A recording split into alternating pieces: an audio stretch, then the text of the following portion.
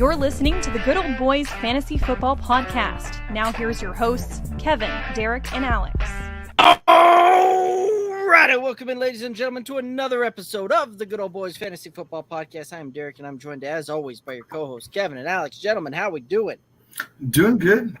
Coming off of a Memorial Day weekend, so I hope you guys had fun. Hope everybody tuning in stayed safe, the first summer holiday has kicked off, if you will, and now we get to indulge in a couple more here coming up.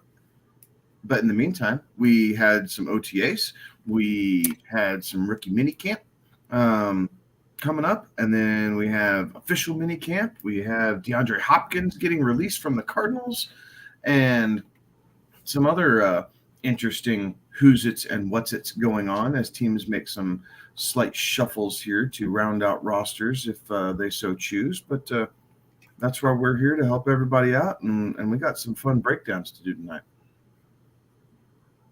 Absolutely.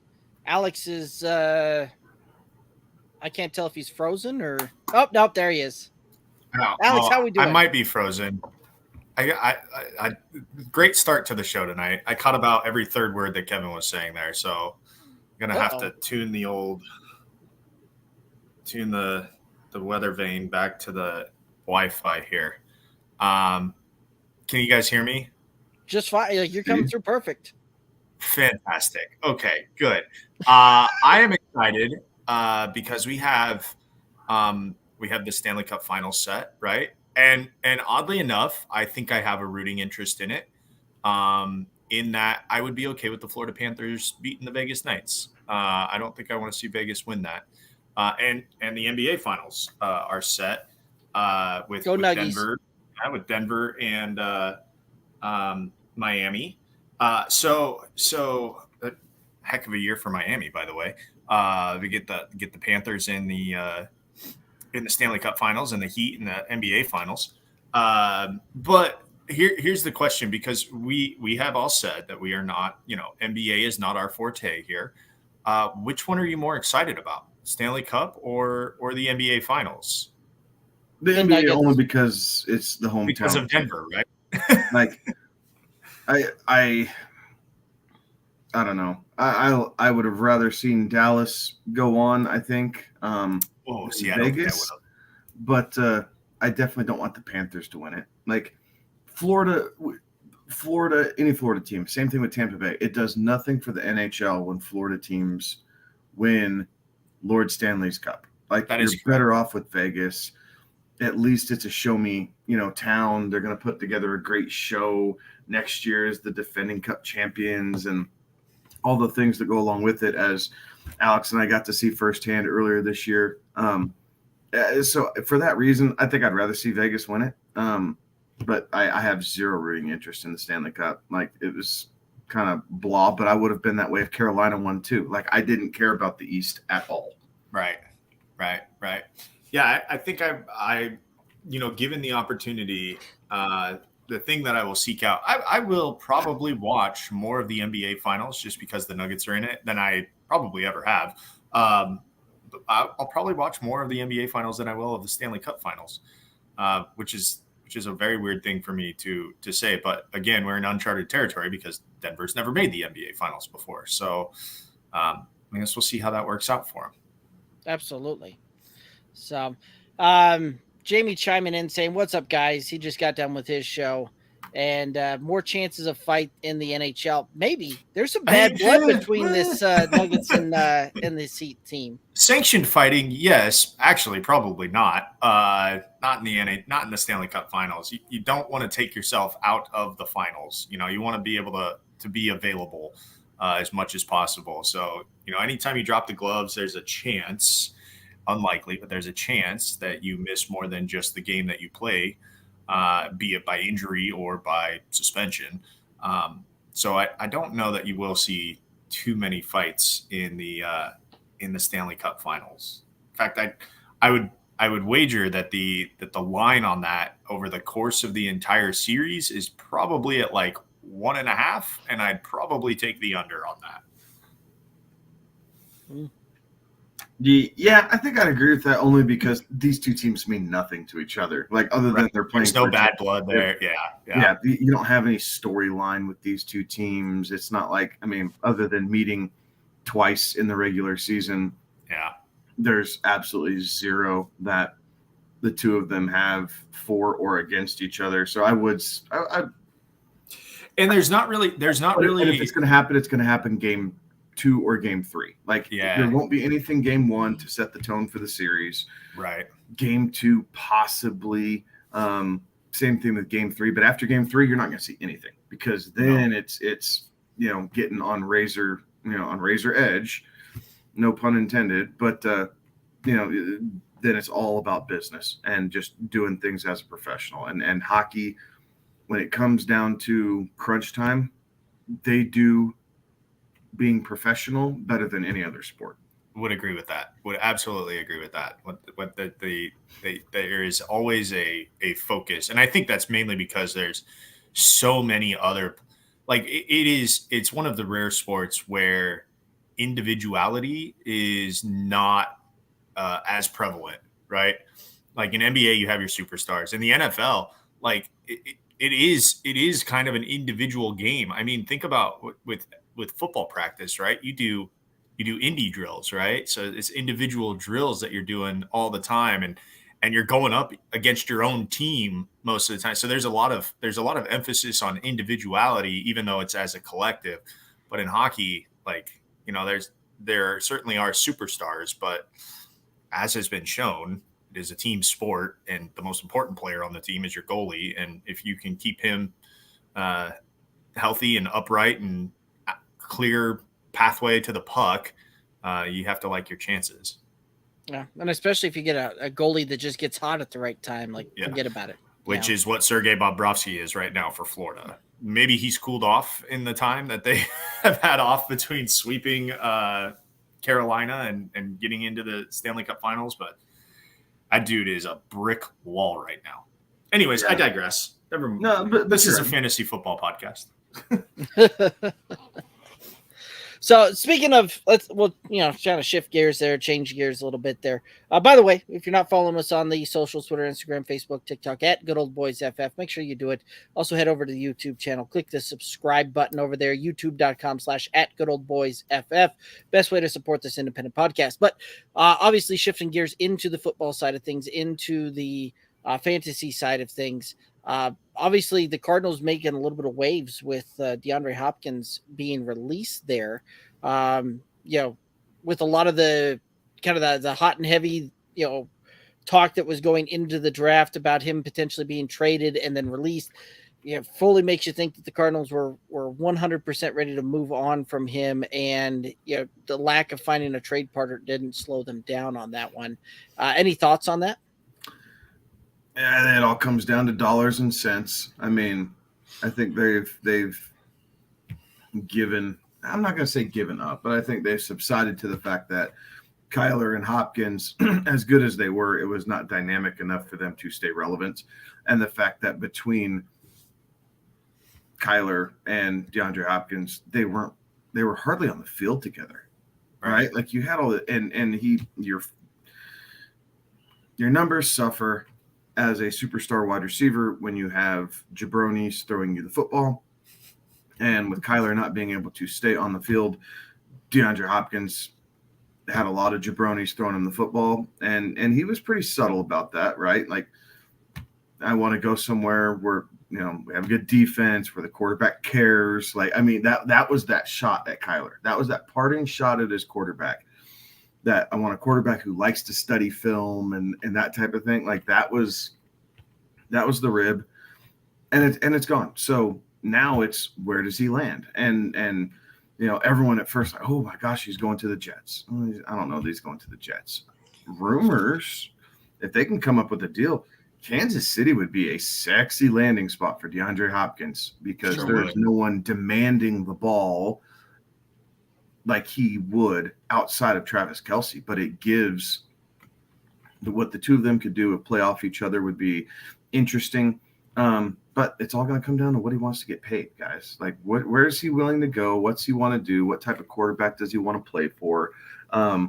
But I do think that we can kind of narrow it down to like 5-6 quarterbacks that you think he'd be willing to play for. And I'm here to tell you, I think he'd be crazy good in Buffalo. Crazy good in Buffalo. Let him and Diggs do their thing, and then you have Gabe Davis streaking up the outside. Like, that would be fun. So we'll see. I floated a theory, and actually to go back to Derek's original point, there was all this talk ahead of the draft about trying to move him. I'm curious what the breakdown was. Was it on the Cardinals side? Was it that there were no callers? I mean, there's always callers, right?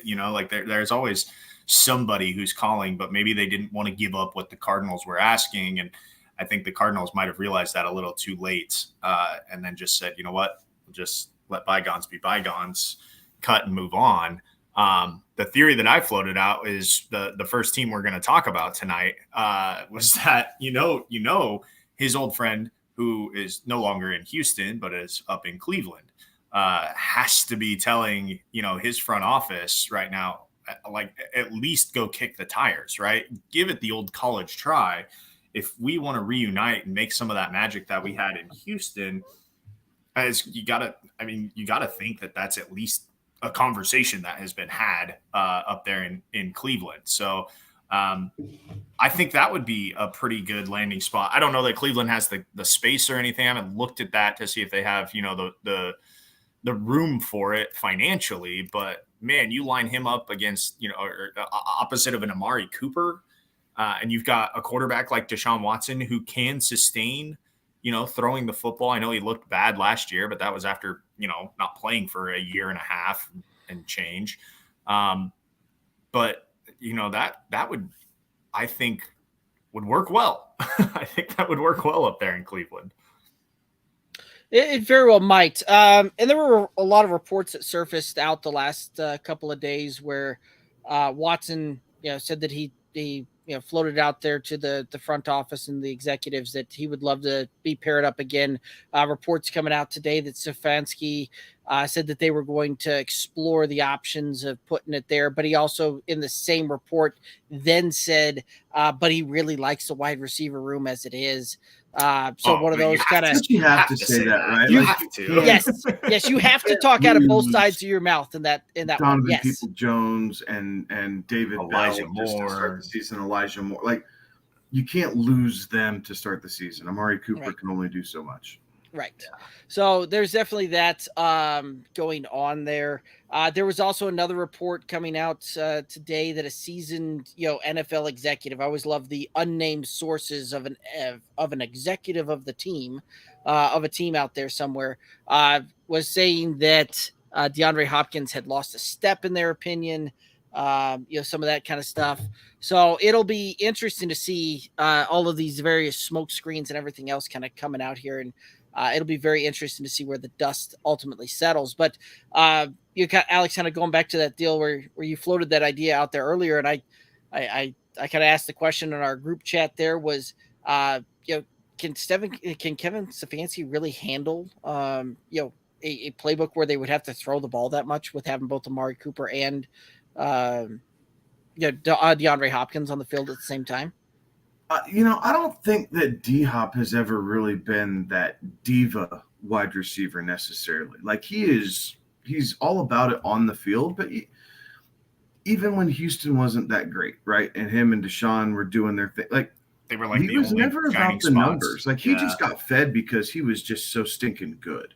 But I think he's at the point in his career, but I don't know that you're going to see much pushback if he only sees 6 targets a couple games, right? Like, obviously you want to feed him, but if he's going to fit that offense, right? And where he needs to fit is he needs to be good off of play action. He needs to have sure hands, and he needs to be able to communicate with his quarterback, right? Like, you're not expecting him to run these deep corner routes or deep post routes. That's not his game anymore.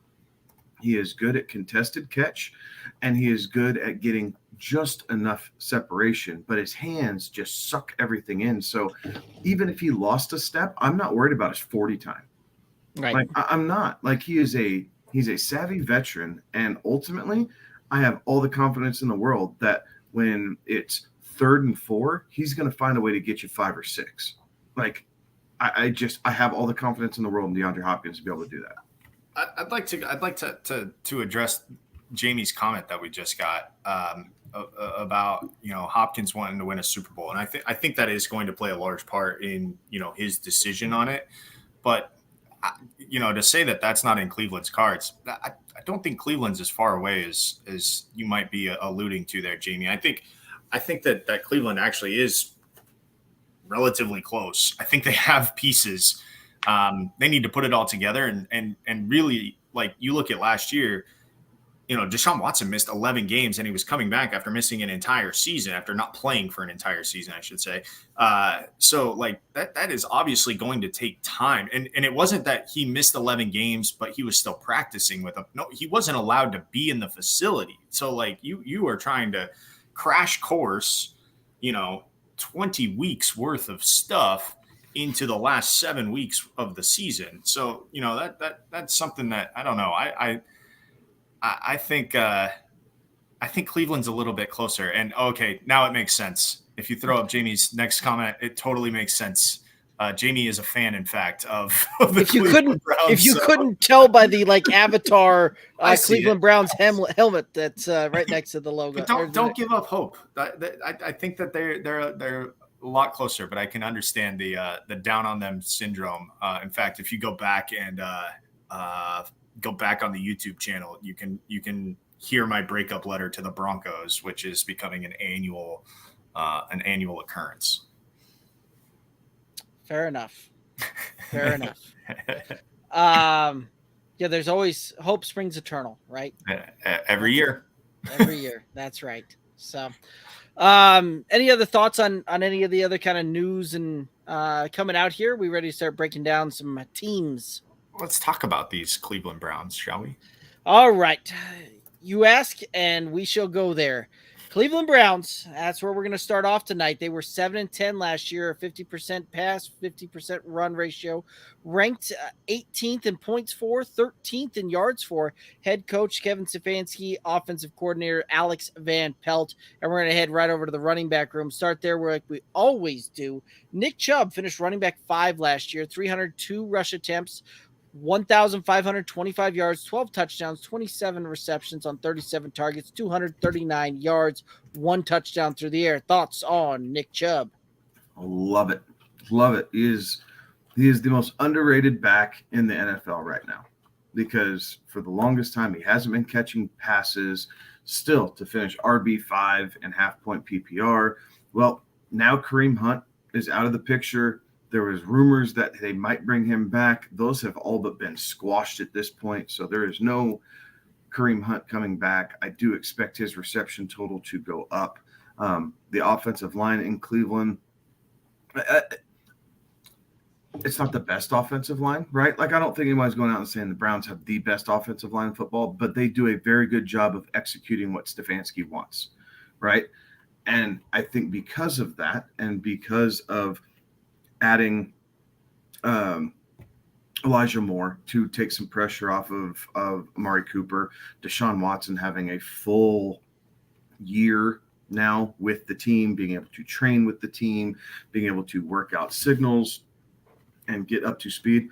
I think the sky's the limit for Nick Chubb. I love where he's going in drafts right now, because I do think it is instant value. It is instant value if you can just sit back and wait, and kind of that first third of the second round is where I'm grabbing him. Like, I love to be able to pair him up with we kind of talked about this, right? If you're going on your receiver run last week where we talked about where these receivers are going, like a Nick Chubb and Tyreek Hill, I like that a lot, because Chubb is Mr. Consistent, right? You know what you're going to get with Nick Chubb. Tyreek, as good as he is, has all the explosiveness in the world still in him. So that second round combo right there, I love it for fantasy redrafts. And I have not ranked out running backs yet, but I am confident to say that Nick Chubb being a top 5 running back yet again, I think is well within the cards this year for what the Cleveland Browns want to do,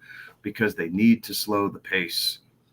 They're going to have to slow the pace against the Bengals. They're going to have to slow the pace against what Baltimore's going to want to do in this Todd Monken offense. And then the Browns-Steelers games are always fun just because that is old school gritty football. Yeah.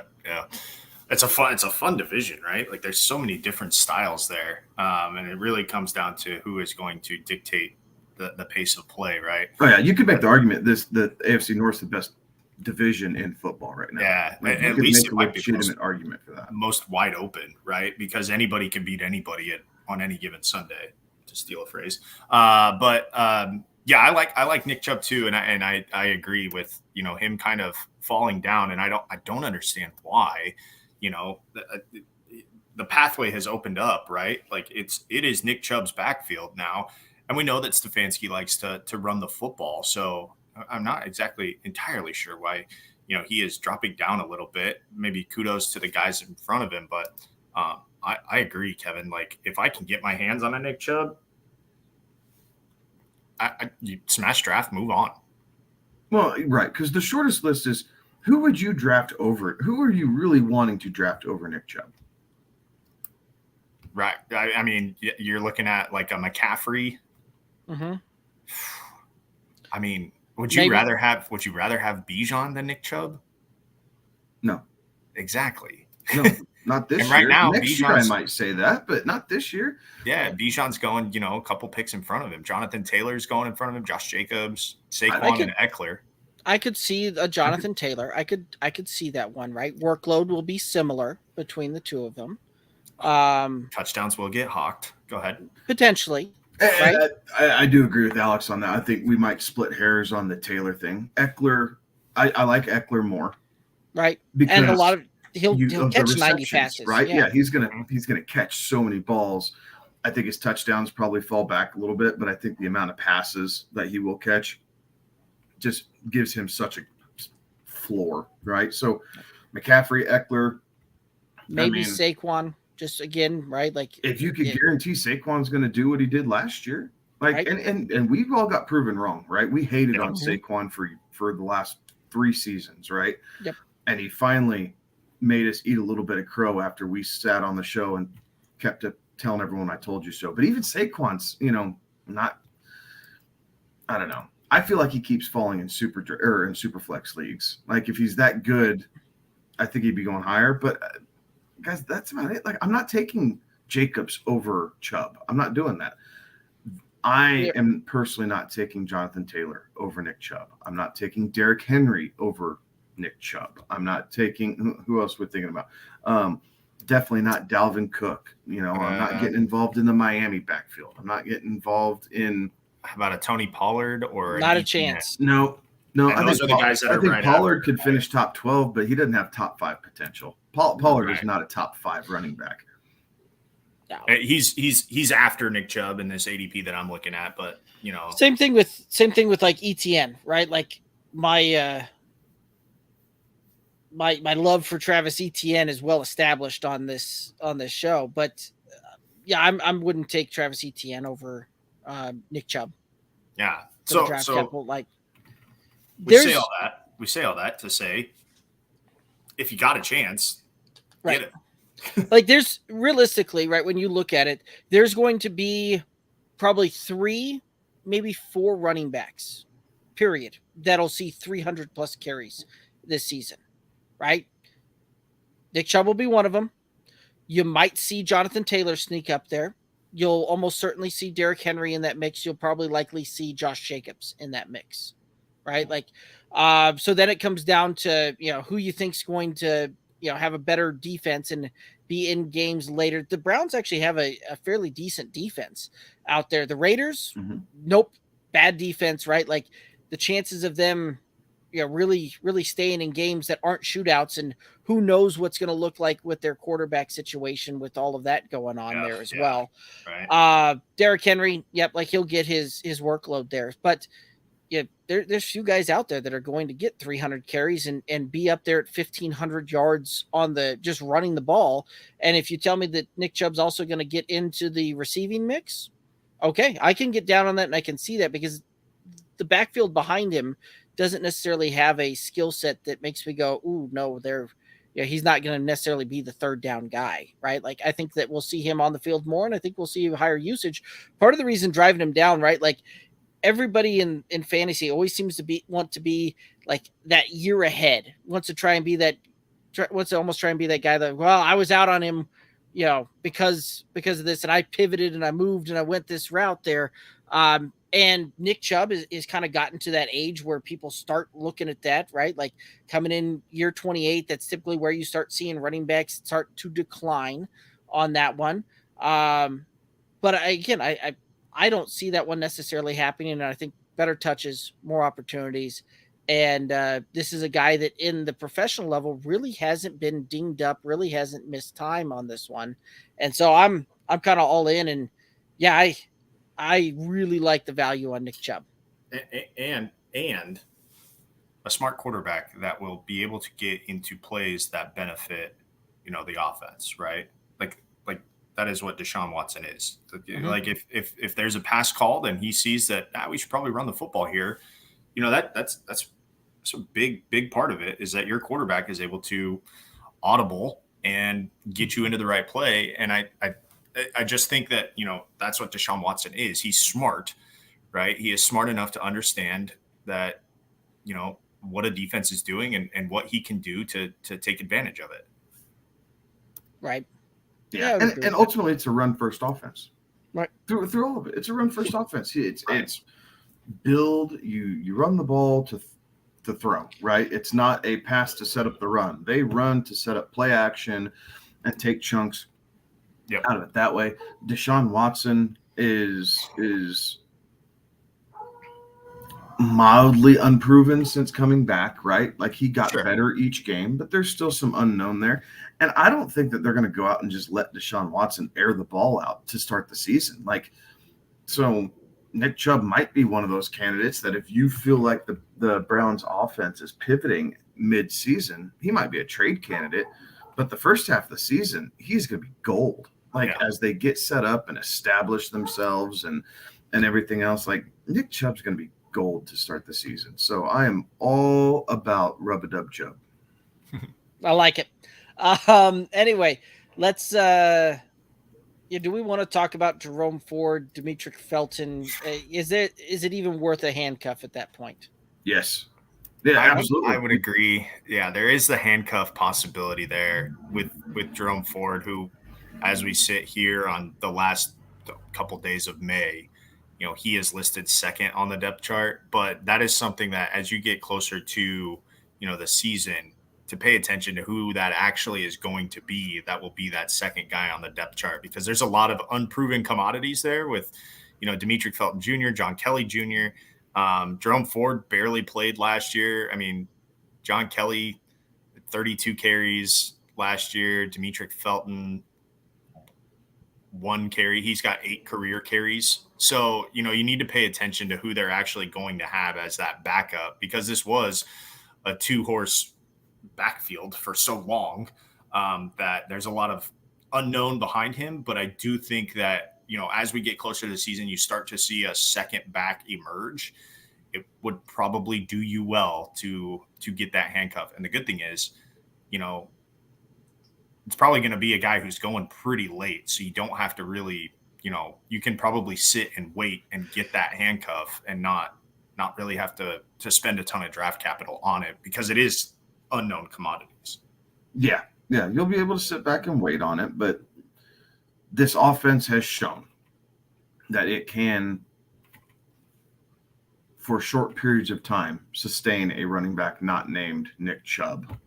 And for that reason, I would go after a handcuff. I mean, I feel like in this offense, the way it's set up and the way I perceive it going, even if Chubb goes down, you still have a top 15 running back from the scrap heap that would emerge because of how this offense runs, and no pun intended again, but runs and flows in this Stefanski system.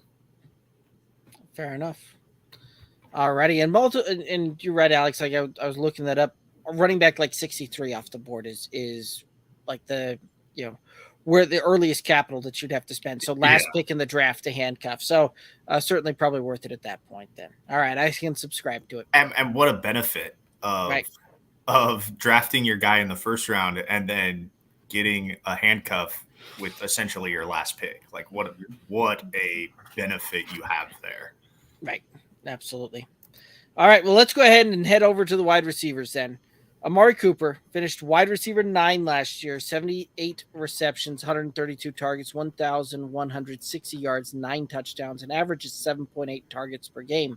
Thoughts on Amari Cooper? I really like Amari Cooper as my wide receiver 2. I think he fits right in there. I think we saw, a wide receiver 9 finish. It'll be interesting to see if he gets all those touchdowns. But he did it with lesser quarterbacks, right? Like they did this with Jacoby Brissett and who else did they have under there last year? I can't even remember. Baker for a hot second. No, he was in Carolina. That was 2 years ago. Sorry. Anyway, good route runner, good hands, right? Not great hands, good hands. This could pivot, right? If Nuke Hopkins ends up in Cleveland, this probably does take away from Amari Cooper's, stature, if you will. But as the roster sits today, Amari Cooper's a great number 2 and another guy who does go undervalued, right? Amari Cooper gets forgotten. And you forget that, he had seven catches a game consistently and was flirting with 80 plus yards and was able to fall into the end zone and worked for both best ball and season long formats, right? Like this all didn't come out of 2 weeks. Like he did have a body of work throughout the season. And again, it's because they run the ball to set up the pass. And when your wide receiver, specifically your top wide receiver, doesn't have to worry about double coverage on every play because you are just running the ball down your throat and you have to find a way to stop that, it leads towards plays like this. So I like him as a number 2, and you can get a very nice pairing, right? Being able to pick him up in the 3rd, possibly early 4th round, something like that, and be able to build yourself a really nice nucleus of a fantasy team with relatively high floors attached to it. Yeah, the interesting thing to me is once Watson came back and you look at the game stats for Amari Cooper, he was targeted double-digit times 2, 4, 6 times before Watson came back and only once after Watson came back. And now I will say, what is important about that is that the writing was already on the wall for Cleveland at that point. It was pretty clear that they weren't going to be in the postseason conversation. They had a rough stretch there in October where they, lost basically every game.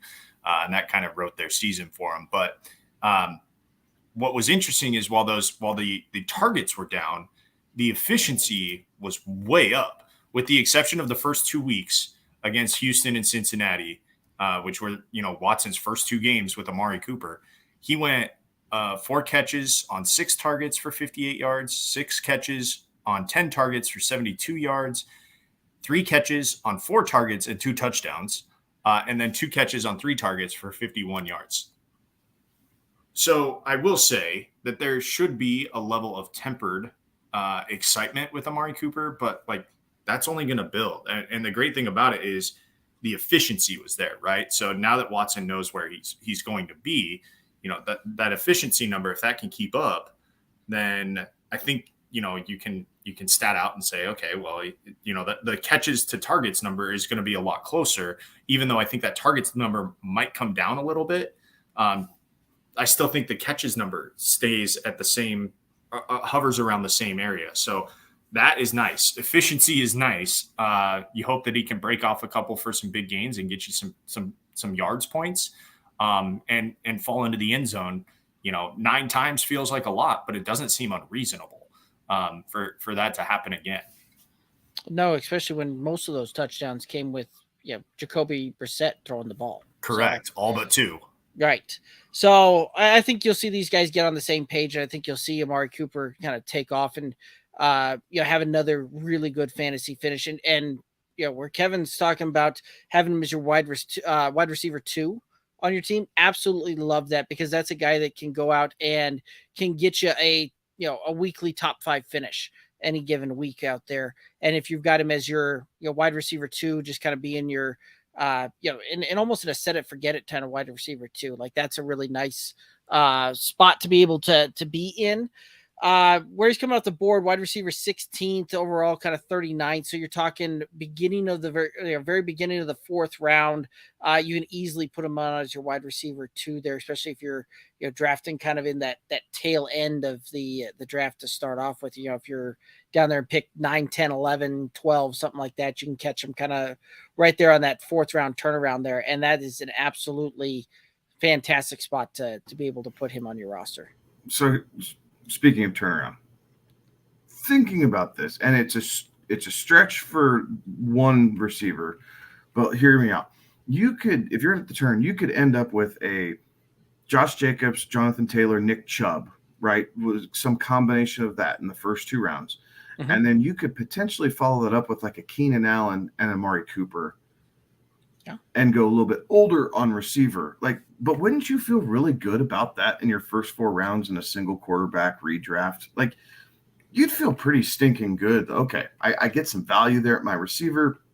Maybe you hunt for youth a little bit later and go for your big upside. But if you want to go RB heavy, you could get 2 really good running backs there at the first turn, and then follow it up with 2 wide receivers at the second turn who are constantly undervalued. And known, right? Like, mm-hmm. You know what you're going to get out of them. So yeah, I mean, how could you not feel really good about those first 4 rounds?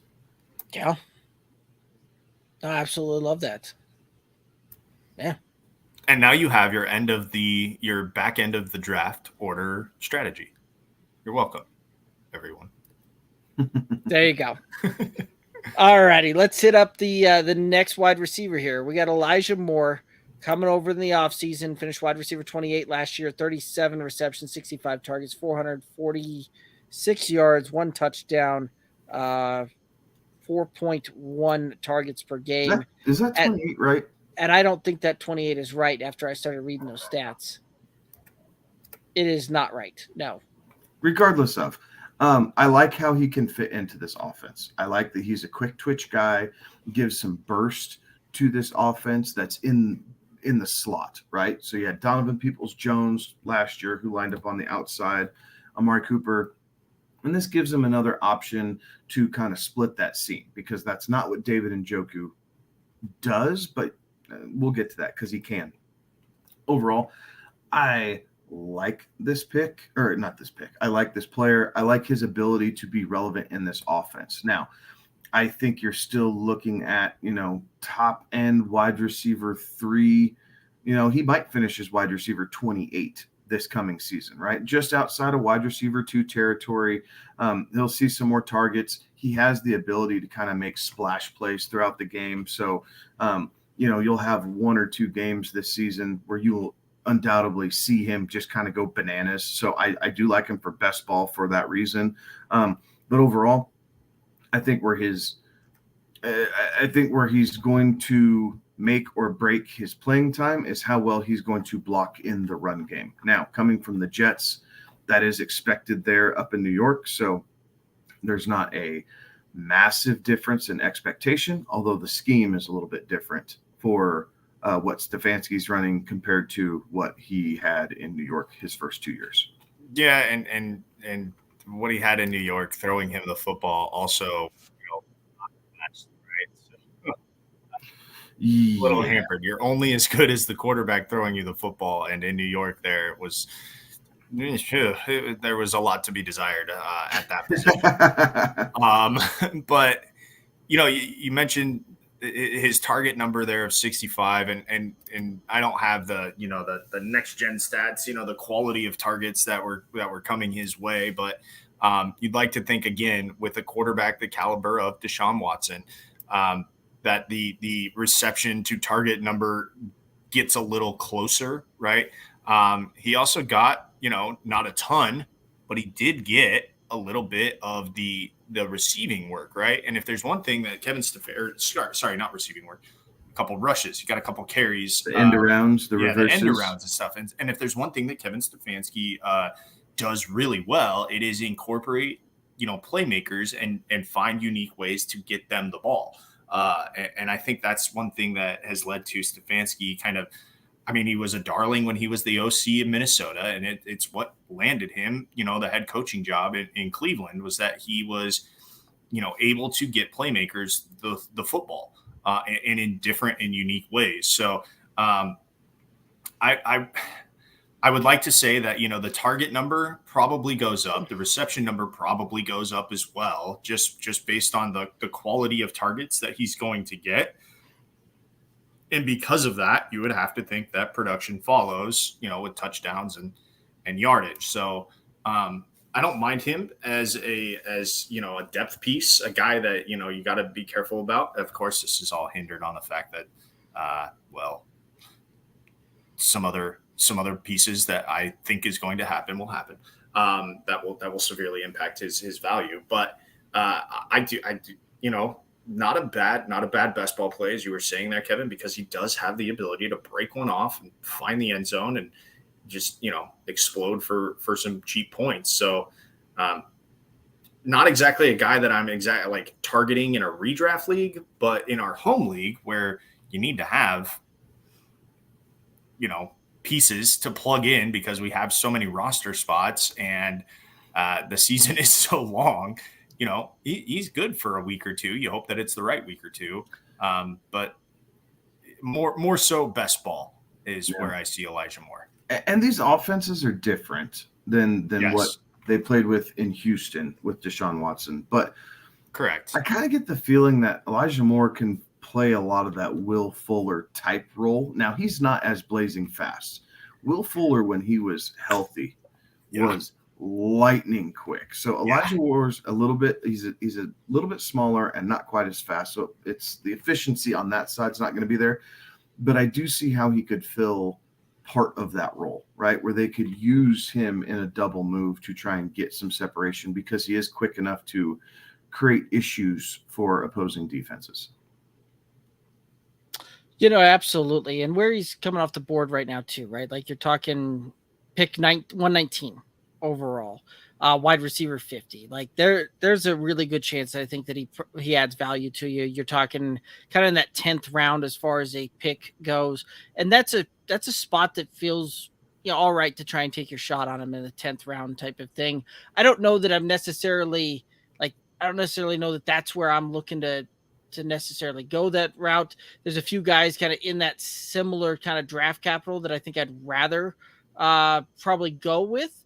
Samaje Perine is a guy that's sitting there kind of in that same deal. I would take Samaje Perine over an Elijah Moore there, right? Like we kind of already talked about that one already when we talked about the Broncos there. But that is still a shot that's probably worth taking. And it's one of those that I think he will probably easily perform into wide receiver 3 territory, probably somewhere around wide receiver 35, 36, somewhere when it's all said and done there. So he'll return some value, give you a couple of good games there.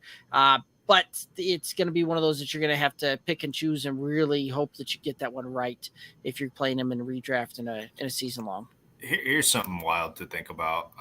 Odell Beckham Jr. In Baltimore is going just in front of Elijah Moore. There's a couple other guys that are rookies that I'm not going to really mention. Zay Flowers, but right in that area is OBJ, Quentin Johnston, Zay Flowers, Elijah Moore, Alan Lazard, who oddly enough I think is essentially the reason why Elijah Moore got out of town. What of those 5, which one would you rather have in the redraft? And to be honest, not really thrilled with Baltimore. Still needs to prove it, right? Quentin Johnston's an unknown, and Lazard in the Jets. Golly, if Rodgers gets mad at him, he's not going to see the ball for 6 weeks straight. So you'd have to think that Elijah Moore is probably the better option of those guys that are going around.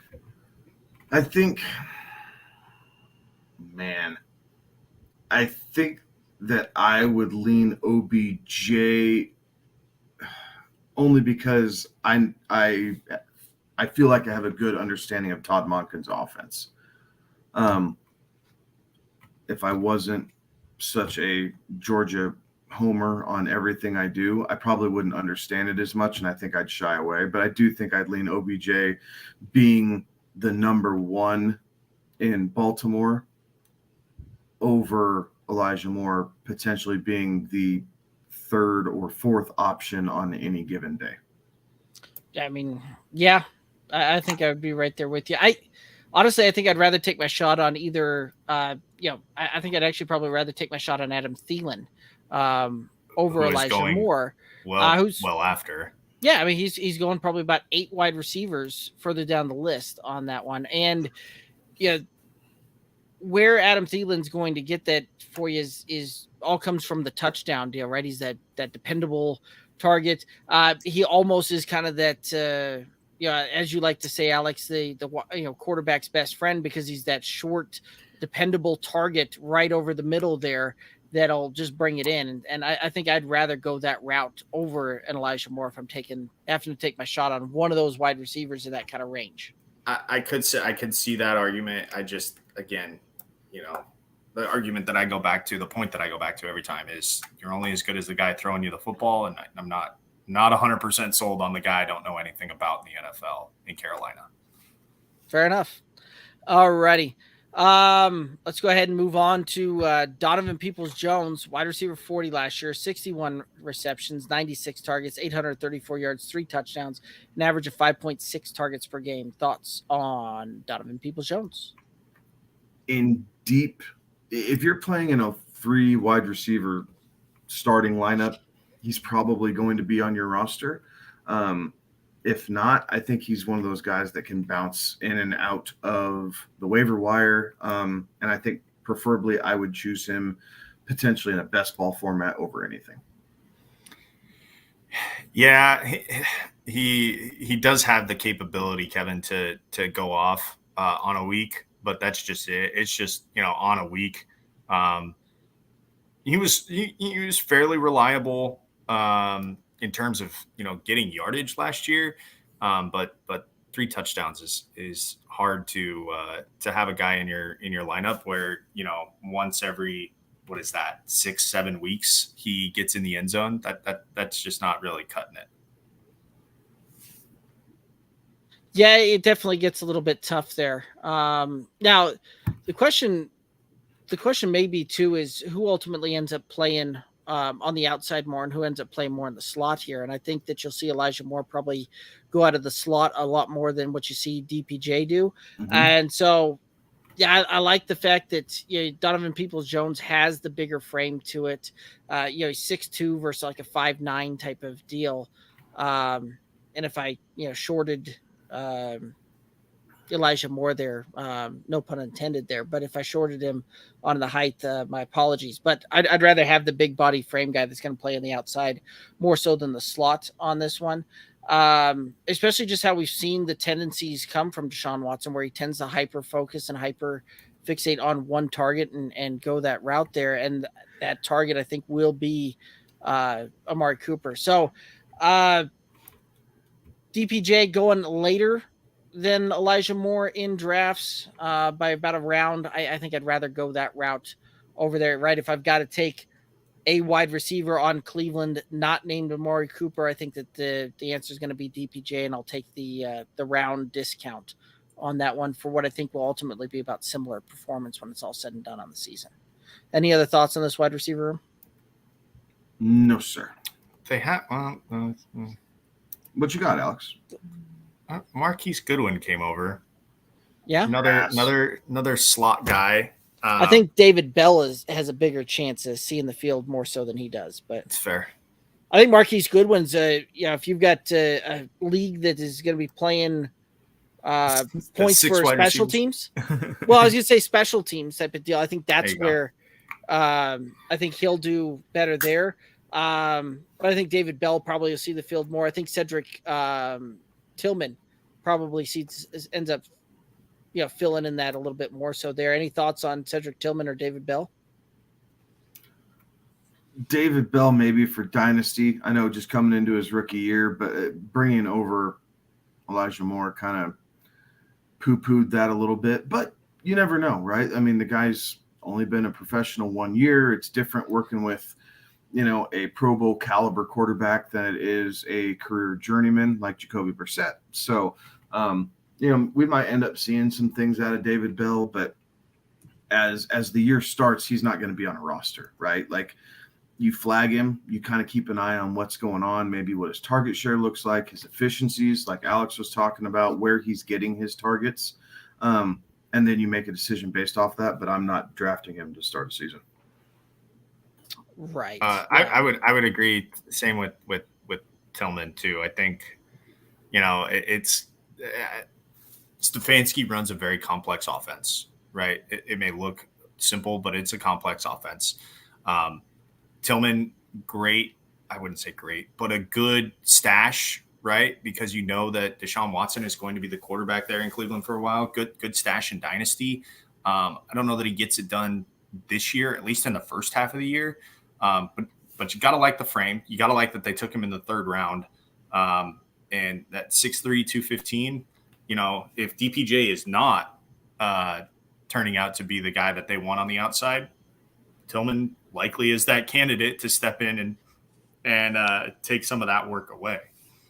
Yeah, no, certainly. And that's one of the things, right, when we were doing some of the rookie profiles on Tillman, certainly a guy that's a big contested catch guy, but he's a guy that'll slot in more on the short and intermediate routes, more of a possession type of receiver, whereas we've seen DPJ actually stretch the field a little bit. Not necessarily a blazing fast 40 time out of DPJ, but he's certainly faster than what we've seen out of Tillman there. So I think that could play into it there as well. So to the point where I'm willing to keep him on a watch list and see how that kind of develops and see that. But I like Tillman more for a year too, more so than in this rookie year, Would agree with that. Yeah. Yes. Especially with where we've got this kind of wide receiver room as it sits. Yes. As it sits, absolutely. I have a ton of Cedric Tillman in the third round in Dynasty rookie drafts. I have a ton of it. And it's not for this year. It is for year 2 and beyond as we get into Amari Cooper's 30-year, his age 30 season. Obviously not expecting the DeAndre Hopkins talk, but we still need to see where that settles in and let him kind of get used to how things operate in a professional level. So year 2, yes. Year 1, not in a redraft. Anything you get is a bonus if that's the case. But yeah, and in a redraft, I mean, you have to have an injury or two, and no one wants that for him to be, at least for me to be comfortable starting him. Like right. I can find other options who are going to see 3 targets, 1 or 2 catches, and 36 yards. Like there's a billion guys who can do that. So I need him to show he can rise above here in training camp and maybe work his way into, a true rotation and not just the rookie who's going to kind of learn his way along and hope he pops the back end of the season. Right. 100%. Alrighty. Any other thoughts on this wide receiver room? Alrighty. Let's go ahead and hit up the tight ends here. David Njoku finished tight end 13 last year, 58 receptions, 80 targets, 628 yards, 4 touchdowns, 5.7 targets per game. Thoughts on David Njoku? I like David Njoku. Like if it wasn't for being dinged up for part of the season last year, he would have finished as a tight end 1, right? Like he would have been there. He was heavily targeted by Jacoby Brissett, and Deshaun Watson did pepper him with targets as well. Like he did not have a massive drop off once Deshaun Watson came back. He was, he was kind of that guy I went to on the waiver wire. Was I don't love my matchup, blah blah blah. I'd rather gamble on Brissett than not, and I actually ended up bouncing him and Gerald Everett back and forth a lot in a couple different leagues last season, and I was pretty happy with it for the most part. So I like David Njoku. I think he's going to finish in tight end 1 territory. He is a presence in the end zone. He's pretty quick for a tight end, right? So he can run those seam routes, but he's also big-bodied enough that, he can be that security blanket if a play breaks down. They will design plays for him off of that play action, right? A lot of times he'll be that relief valve if the linebacker doesn't bite on the run and is getting after Watson. Njoku's that guy a lot of times who they'll hit off of bootlegs, try and get a 4-yard catch into a 12-yard gain type deal. So I like him. He is a guy that I will target waiting on tight end because, as we've said, it's either Travis Kelce or bust, in my opinion. And if I'm going to run a tight end by committee, I'll target Njoku late and maybe even in back-to-back rounds going like Njoku and Cole Kmet. Like, I'd be pretty okay with that. Yeah, so I'm going back and looking at Texans stats when Watson was there, and just how much that he was actually feeding tight ends during that time, and realistically, I mean, it was kind of D-hop or bust for a lot of those. Name one of his tight ends. Well, I did look it up, but not named Joel Dreesen. No, there's a guy named Jordan Akins. Who he targeted. He was a rookie. Deshaun Watson's last year in Houston. Yeah, and Darren Fells was the other one that. But again, they didn't really make. I mean, because of how much that Watson really targeted his wide receivers. But that is the compelling argument that you make that his season when Watson was activated. He did see the football. Like he was up there seeing more targets than some of the wide receivers were. Certainly some more targets than Amari Cooper saw in a few games. So you have to think that that's a product of Stefanski's offense, right? That the tight ends are in more and play action frees them up a little bit more because of defenses having to honor the run. So yeah, again, to Kevin's point, he's a wait because it's Travis Kelce or bust. So he had a decent run. So after Deshaun Watson came back, right? Because it was a 12-game suspension. Right. The Houston game was his first game, and he didn't play in that game. And he didn't play that game. He was hurt. First game with Watson, he was tight end 3. Yeah. And then seven catches on 9 targets for a touchdown. And then kind of went up against the gauntlet, right? Baltimore, New Orleans, and Washington were all really good against the tight end. So he was tight end 28, 36, and 42. Bad weeks, but finished the season as tight end 5. So this is why he's back end of tight end 1 and a guy that you can wait on. He's not TJ Hawkinson, right? It's not in like that next tier down or tier and a half down, but he does provide it. If you can deal with the lows, he gives you the highs of almost week-winning performances out of that position group because, over the course of a season, he had 1, 2, 3, 4, 5. He had 6 weeks at tight end 8 or better. If you're waiting at tight end, that's a dream scenario, guys, right? Like you really can't ask for much more than that. No, you really can't. And when you start looking at it too, right? So you talked a little bit about Stefanski's system, right? In that we saw over 26% of the target share go to tight ends in that system last year. And you can make the argument that Jacoby Brissett is a check down quarterback and would go that route. But regardless, even when Watson came back, it still looked very prevalent where you had a whole lot of targets going towards the tight end because even when he came back there, just trying to pull it up here, you still had over 26% of those weeks where the target went to the tight end there. David Njoku easily sees the on a snap share percentage consistently up in the 80 to 90% on that one. So he's going to be in there, constantly on that. And so he will see a ton of targets to the point where it's not going to surprise me if we see him get somewhere around that, 80, 90 targets, type of deal there. Can we potentially see the touchdowns go up? Yes. David Njoku is also an athletic tight end that's really good at blocking there as well. So it's not one of those that, they're going to put in Jordan Akins or Harrison Bryant because they're better blockers than him. No, that's not the case. So he'll see the field a lot. He'll be on the field a ton. And I think that you'll see him probably see an uptick to the point where we maybe see him fall in the end zone 6-7 times. And we see him easily outperform that, his draft capital coming off the board, kind of, 96th overall, tight end 10. So you're talking very tail end of the 8th, beginning of the 9th round type of thing. Tight end 10, you can probably see him, drift up in there. Tight end 6, 7, 8 when the season's all said and done. So I think that at you're drafting him kind of at his floor for draft capital right now. So like Kevin said, I'm in on where he's coming off the board at, and I could easily see that going that route and taking him kind of right there in round 9. It wouldn't surprise me to see him potentially fall a little bit to get closer to round 10 or 11 when we actually get into full-on redraft season and those ADPs really start updating. So I like him, and I think that we'll see some good things out of him. All righty, let's head on into let's go ahead and head into the quarterback room here. Deshaun Watson finished QB 35, 99 completions, 170 attempts, 58.2% completion percentage, 1,102 yards, 7 touchdowns, 5 interceptions, 36 rush attempts for 175 yards and 1 touchdown. Thoughts on Deshaun Watson?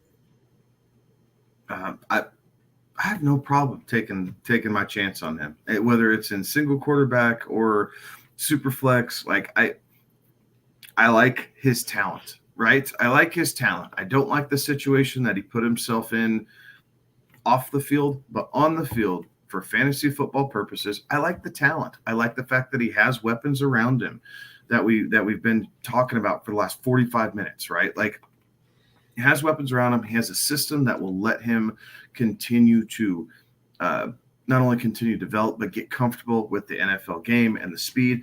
I expect his completion percentage to jump up from 58.6 up to, probably about 62, 63%. I think his interceptions go down. He didn't throw a whole bunch of them before his time off, right? He wasn't a turnover-prone quarterback. I think the game will continue to slow down. We'll see some more efficiencies come out of Deshaun Watson. He'll use his legs when needed. He's not a running quarterback, but he can scramble and advance the chains. He is a gamer. And we continue to see growth. And I like that. So I'm all about Deshaun Watson. I think he finishes probably around QB 8 this season.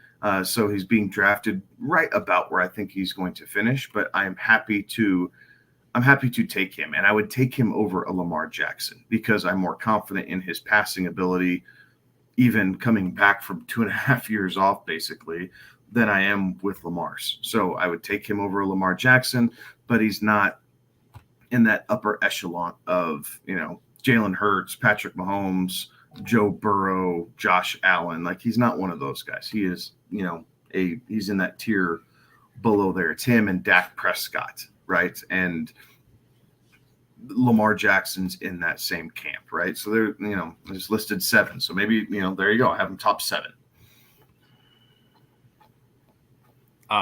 Yeah. What's wild is how that top tier of quarterback just kind of keeps growing, right? Like, the list kind of keeps getting longer and longer each year as these guys establish themselves. But I would agree with that. If you're going to in a single quarterback league, right, like, you'd be fine getting Deshaun Watson, who's coming off. Where do you have him at, Derek? When I look at the quarterbacks, I don't put much 75? stock in. Yeah, I look at it more of a case of where he's coming off the board in relation to other quarterbacks, which is QB 10, right? Because in you most get on cases. a QB run, you right? Get on a QB run, and then they start going, right? Right. So I have no issue, with him either, with what he does on the field, right? Because the weapons that he has, the offense that he plays in, and like, you look at his statistics, and yes, they were rough, but he was also, away from the game for 1.5 years. But he wasn't asked to throw the football a ton. There were certainly games he had 42 pass attempts against Cincinnati. They were chasing points a lot in that game. He had 31 pass attempts against New Orleans. Again, they were down. They lost that game. So you'd have to be confident that he's going to probably throw the ball. They're 50-50. They were 50-50 last year, run pass. 65 plays is probably the average that you're going to get. So 32, 33 times a game, he's going to be throwing the football. He's an accurate quarterback despite the 5 picks that he threw last year. So the completion percentage goes up. The touchdown number obviously goes up, but extrapolate that out, the interceptions number goes down, I think, dramatically. That number is not going to be nearly as close, but extrapolate out the last 6 games that he played. That's pretty solid. 7 games that he played. Pretty solid season that he's got there. Yeah, this is one of those that I think that he'll do incredibly well, right? And this is one of the things that while he doesn't necessarily look to, run the ball constantly, like he's still a guy that will probably get up there in that 80 rush attempts, 400 yards and punch probably close to a handful in on the ground, right? Like all those kind of bonus points there. This last season, as far as accuracy, was the worst one that we've seen in his career, and that even includes his rookie year. Outside of his rookie year and last year, most cases he's 68 to 70% completion percentage. I think we see that, return there. So I think we probably see closer to probably 67% completion percentage. Even if he's throwing the ball 30 times, you're still talking about the fact that, he's probably completing 20 of those. And I think you're going to be, I think you're going to probably easily see a performance where when it's all said and done, he probably is closer to QB 5 or 6 when the season's all said and done than he is at QB 10. So I think there's tremendous value off of where he's coming off the board there. And a guy that, especially if you're in like a super flex, you could take your shot on Mahomes, Allen, Hurts, and that round 1 on a super flex, and then you could couple that up and swing that back around with Watson. A couple of rounds later, it really cement that thing, and you move on and get the value when everybody else is playing with the quarterback runs at that point. So I think that he could probably provide you tremendous value, whether you're talking Superflex, whether you're talking on a single QB league, and you're going to really just rock and roll that one. So where he's coming off the board, I'm in on that draft capital. Any other thoughts on Watson or the Browns? All righty, let's hit up the old Carolina Panthers here, who finished 7-10 last year, 49% pass, 51% run. They were ranked 20th in points for, 29th in yards for. New head coach of Frank Reich, O.C. Thomas Brown. We'll head right to the running back room. Miles Sanders, new addition to the running back room. He was running back 13 last year, 259 rush attempts, 1,269 yards, 11 touchdowns, 20 receptions, 26 targets, 78 yards, 0 touchdowns through the air. Thoughts on Miles Sanders? I think Miles Sanders has a chance to crack the top 12 because I do think he's going to see more passing work, right? The Eagles didn't throw the ball to running backs a whole heck of a lot, right? They had their RPOs, but if they were going to throw the ball to running back, Jalen Hurts really tucked the ball and run at that point. And I don't think you were going to see that in Carolina much this year. So I think he has the potential. We saw what Deonta Foreman did in Carolina last year. I think Miles Sanders is a better running back all the way around. So I do think that you can see him crack that top 12, and he is going late, like running backs wise. So he is a guy that if you're kind of going that traditional 0 RB strategy, he is a guy that you're targeting, like, because you're going to see his ability. You want to grab him, you want to grab Rashad Penny, you want to grab Brian Robinson from Washington, right? Those are the guys, if you're going 0 RB, you want to suck those guys up and then try and play matchups off of that. But I think he's going to see tons of opportunity. You want to protect a young quarterback. You want to run the ball. You want to be able to make you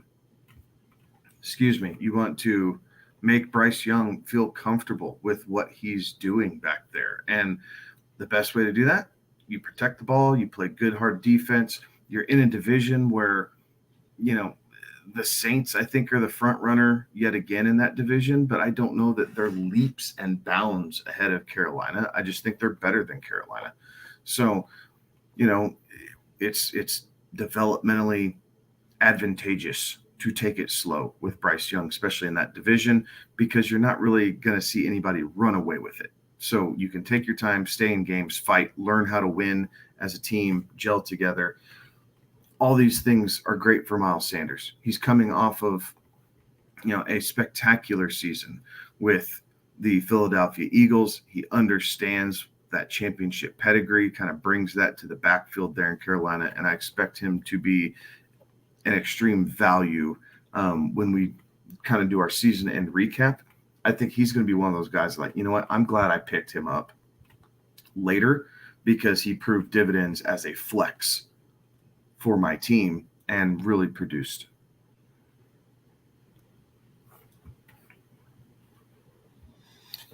Yeah, there's a lot of unknowns with Carolina, right? I mean, there are some knowns because we've seen what a Frank Reich coach team looks like with his 5 years in Indianapolis. 5 years? Yeah. 5 years there in Indianapolis. And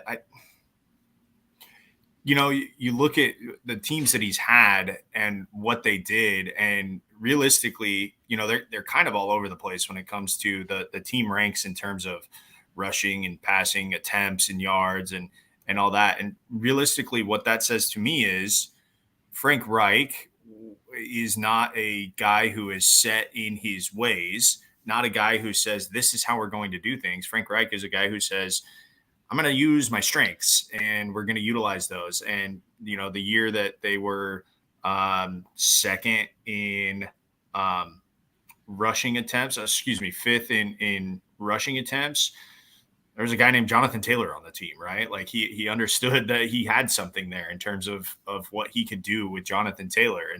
And they weren't very good in passing. And the reason why, they didn't really have a great quarterback there. So, I think he plays to what his team's strengths are, and so when you see that, you're gonna understand that he's going to take some time with Bryce Young and make sure that does get brought along, and so Miles Sanders will be the benefactor of that. So I like Miles Sanders.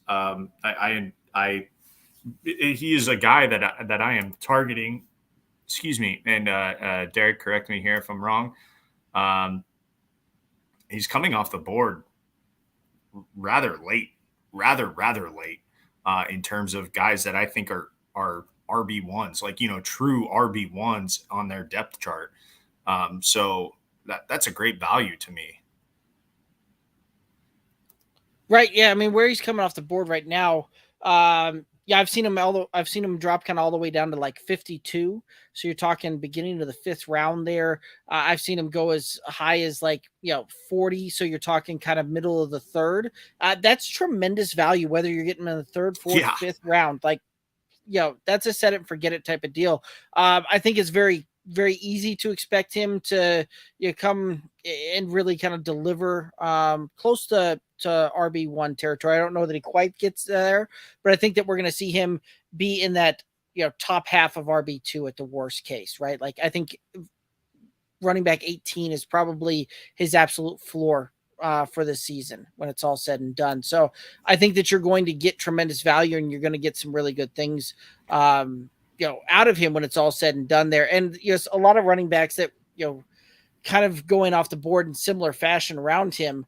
I think I would take Miles Sanders over every one of them, right? Like, I would take him over Dalvin Cook. I would take him over Aaron Jones, Jahmyr Gibbs, Cam Akers. Like, all of those guys, I would be drafting Miles Sanders over each one of those guys and not even really taking a hard look at another option there. I think that he will absolutely outperform every one of those guys when it's all said and done this year. I wouldn't be surprised if at the end of the season, you guys, whoever gets him on their team is saying, yeah, that was a very great value that I got there. This guy well outperformed his ADP. He stays healthy, and Carolina does what we think Carolina is going to do in terms of I don't want to say coddling the quarterback, but allowing him to develop. Like Miles Sanders has the potential to be, your best value pick with where he's going right now, because he's kind of it there in Carolina. We're going to talk about some of these other guys, but like they haven't really shown anything. That you brought him in for a reason, and so that's you're going to use him. Absolutely. All right, let's go ahead and hit up Chubba Hubbard, who finished running back 50 last year. 95 rush attempts, 466 yards, 2 touchdowns, 14 receptions, 17 targets, 171 yardage, 0 touchdowns through the air. Thoughts on Chubba Hubbard? I think he's bottom end RB3. I'll tell you, he's handcuffed. I don't even know if he's that. Like I don't know. I mean, bottom end RB3 maybe, depending on how successful this offense is. I don't see him as a handcuff. I think whatever they're going to do with him is going to be completely independent of what they do with Miles Sanders. Everybody knows the name, so I think he's going to get drafted in more leagues than he probably should, honestly, because it's name recognition. But if you're going off of, what he can do and who's available and all those things, like, I think I'm just going to say pass. Like, I'm not going to chase success on a team that I don't think is going to have a whole lot of offense coming out of its locker room here this season. I like Miles Sanders and what he can do, but I do not like anything behind him. So for now, I'm going to pass on Chubba. Yeah, he's handcuffed for me because if Miles Sanders goes down, like they're going to still, I think, run the football there in Carolina. So I think that the workload is there. That's where I believe in handcuff, because I don't think they're going to take the reins off of Bryce Young, certainly early. But if Sanders goes down, you'd think that Hubbard is the guy that kind of will assume the role and get the touches and the carries. I mean, maybe this was a guy that, even after Christian McCaffrey was no longer on the team and he was competing with Donta Foreman for touches on this, couldn't wrestle that position away and couldn't capture that. Nor was, flash enough to the point where they didn't bring in a higher profile wide receiver, or not higher profile free agent running back in Miles Sanders there.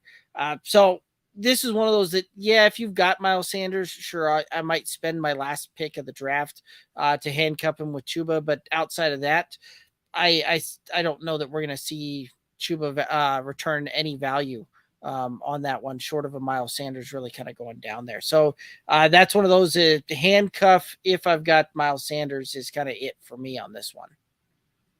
Yeah, and that's the point. I guess if I wasn't clear on that, that's the point I am trying to make, is that if I have Miles Sanders, then I'm looking at Chubba as a handcuff. But beyond that, no.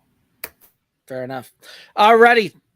Wide receiver room, Adam Thielen, wide receiver 31 last year, 70 receptions, 107 targets, 666 yards, 6 touchdowns, an average of 6.3 targets per game. Thoughts on Adam Thielen? I think you might see stats pretty comparable to that again this year, right? Like, I think there's some security blanket there. He does bring some veteran leadership to the room, but he's not flashy. He can't get behind defenses anymore. So it is going to be more short yardage route combinations for Adam Thielen. So wide receiver 3 territory is where he's going to kind of live and die here all season long. We are past the years of, Thielen being a top 15 wide receiver. He has regressed in his age, and that's okay. That happens to everybody. But because of that, he's wide receiver 3 territory with 0 explosive play capability. So I think for a lot of that, I would pivot away from Thielen. Like, if I'm taking a wide receiver 3 guy and I know that's where he's going to live, I want some of that explosiveness on my roster and take a younger guy with some more speed and get some pop out of it than what I think he's going to be able to provide in Carolina. Yeah, you have to wonder why why he landed in Carolina, right? Like, obviously the Vikings just cut him, right? So, and he was extremely serviceable there, and he was one of them, which the Minnesota loves one of them more than anybody else on the planet. So you have to wonder, like, what was the catalyst for that, and then what Carolina wanted out of him.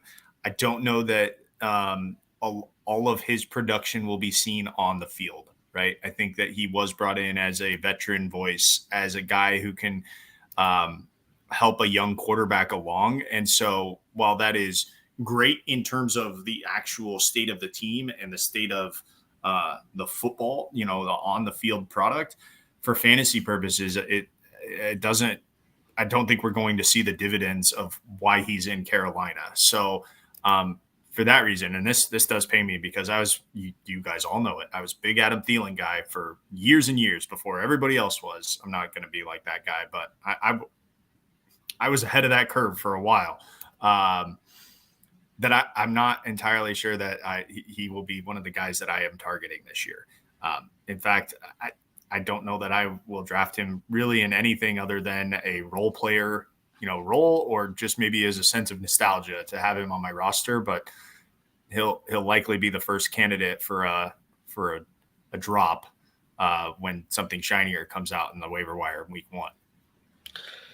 Yeah, I mean, Carolina likes to throw the ball to wide receivers. Adam Thielen's going to kind of slot in as that wide receiver one that and I think he'll ultimately kind of play more in the slot when it's all said and done there. And they'll have DJ Chark probably on the outside in the X. But Adam Thielen is a touchdown dependent wide receiver anymore, right? And you could potentially do some things for you along that front. But I think Kevin hit it pretty well on the head when he said that, similar stat line. I think that's about what we're going to expect there. And a similar stat line of that might get you 1 or 2 serviceable weeks over the course of a season long in fantasy. And it's going to be a lot of just kind of a ho-hum pedestrian wide receiver 3, wide receiver 4, week in, week out performance. And I just don't know that I want to deal with that and trying to be chasing the 1 week that he pops off and gets you all the way up to wide receiver 11 or 10 on the week. And so I think I'm out on Adam Thielen. Where he's coming off the board in kind of that 11th round, it's not a bad spot to take him. You're taking him kind of in that wide receiver 50 overall range. So yes, he'll probably outperform it at the end of it, but is he going to outperform it to a point where you're happy with having to be chasing that all season long? I don't think so.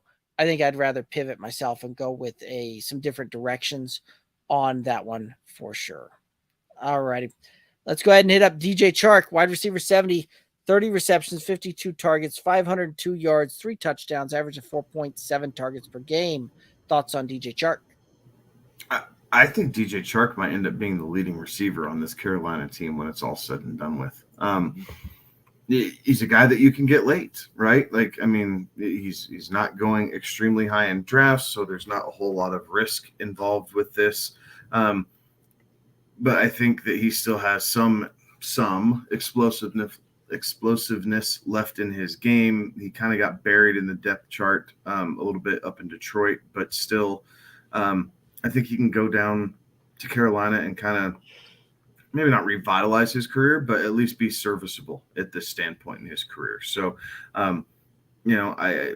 he's another guy. I expect him to finish kind of top end of wide receiver 3 by the time the season's done with as the team's leading receiver. So he might finish RB 28, 29, somewhere in those ranges as being the top receiver there. But on the flip side, if it doesn't pan out in Carolina, you're looking at he's going to finish wide receiver 55, and you're going to be frustrated. So I'm not targeting any of these Carolina receivers at all this season. So it is a buyer beware. But if I had to gamble on someone to emerge as being fantasy relevant, at least semi-consistently, I would put my money on DJ Chark over anybody else on this roster right now.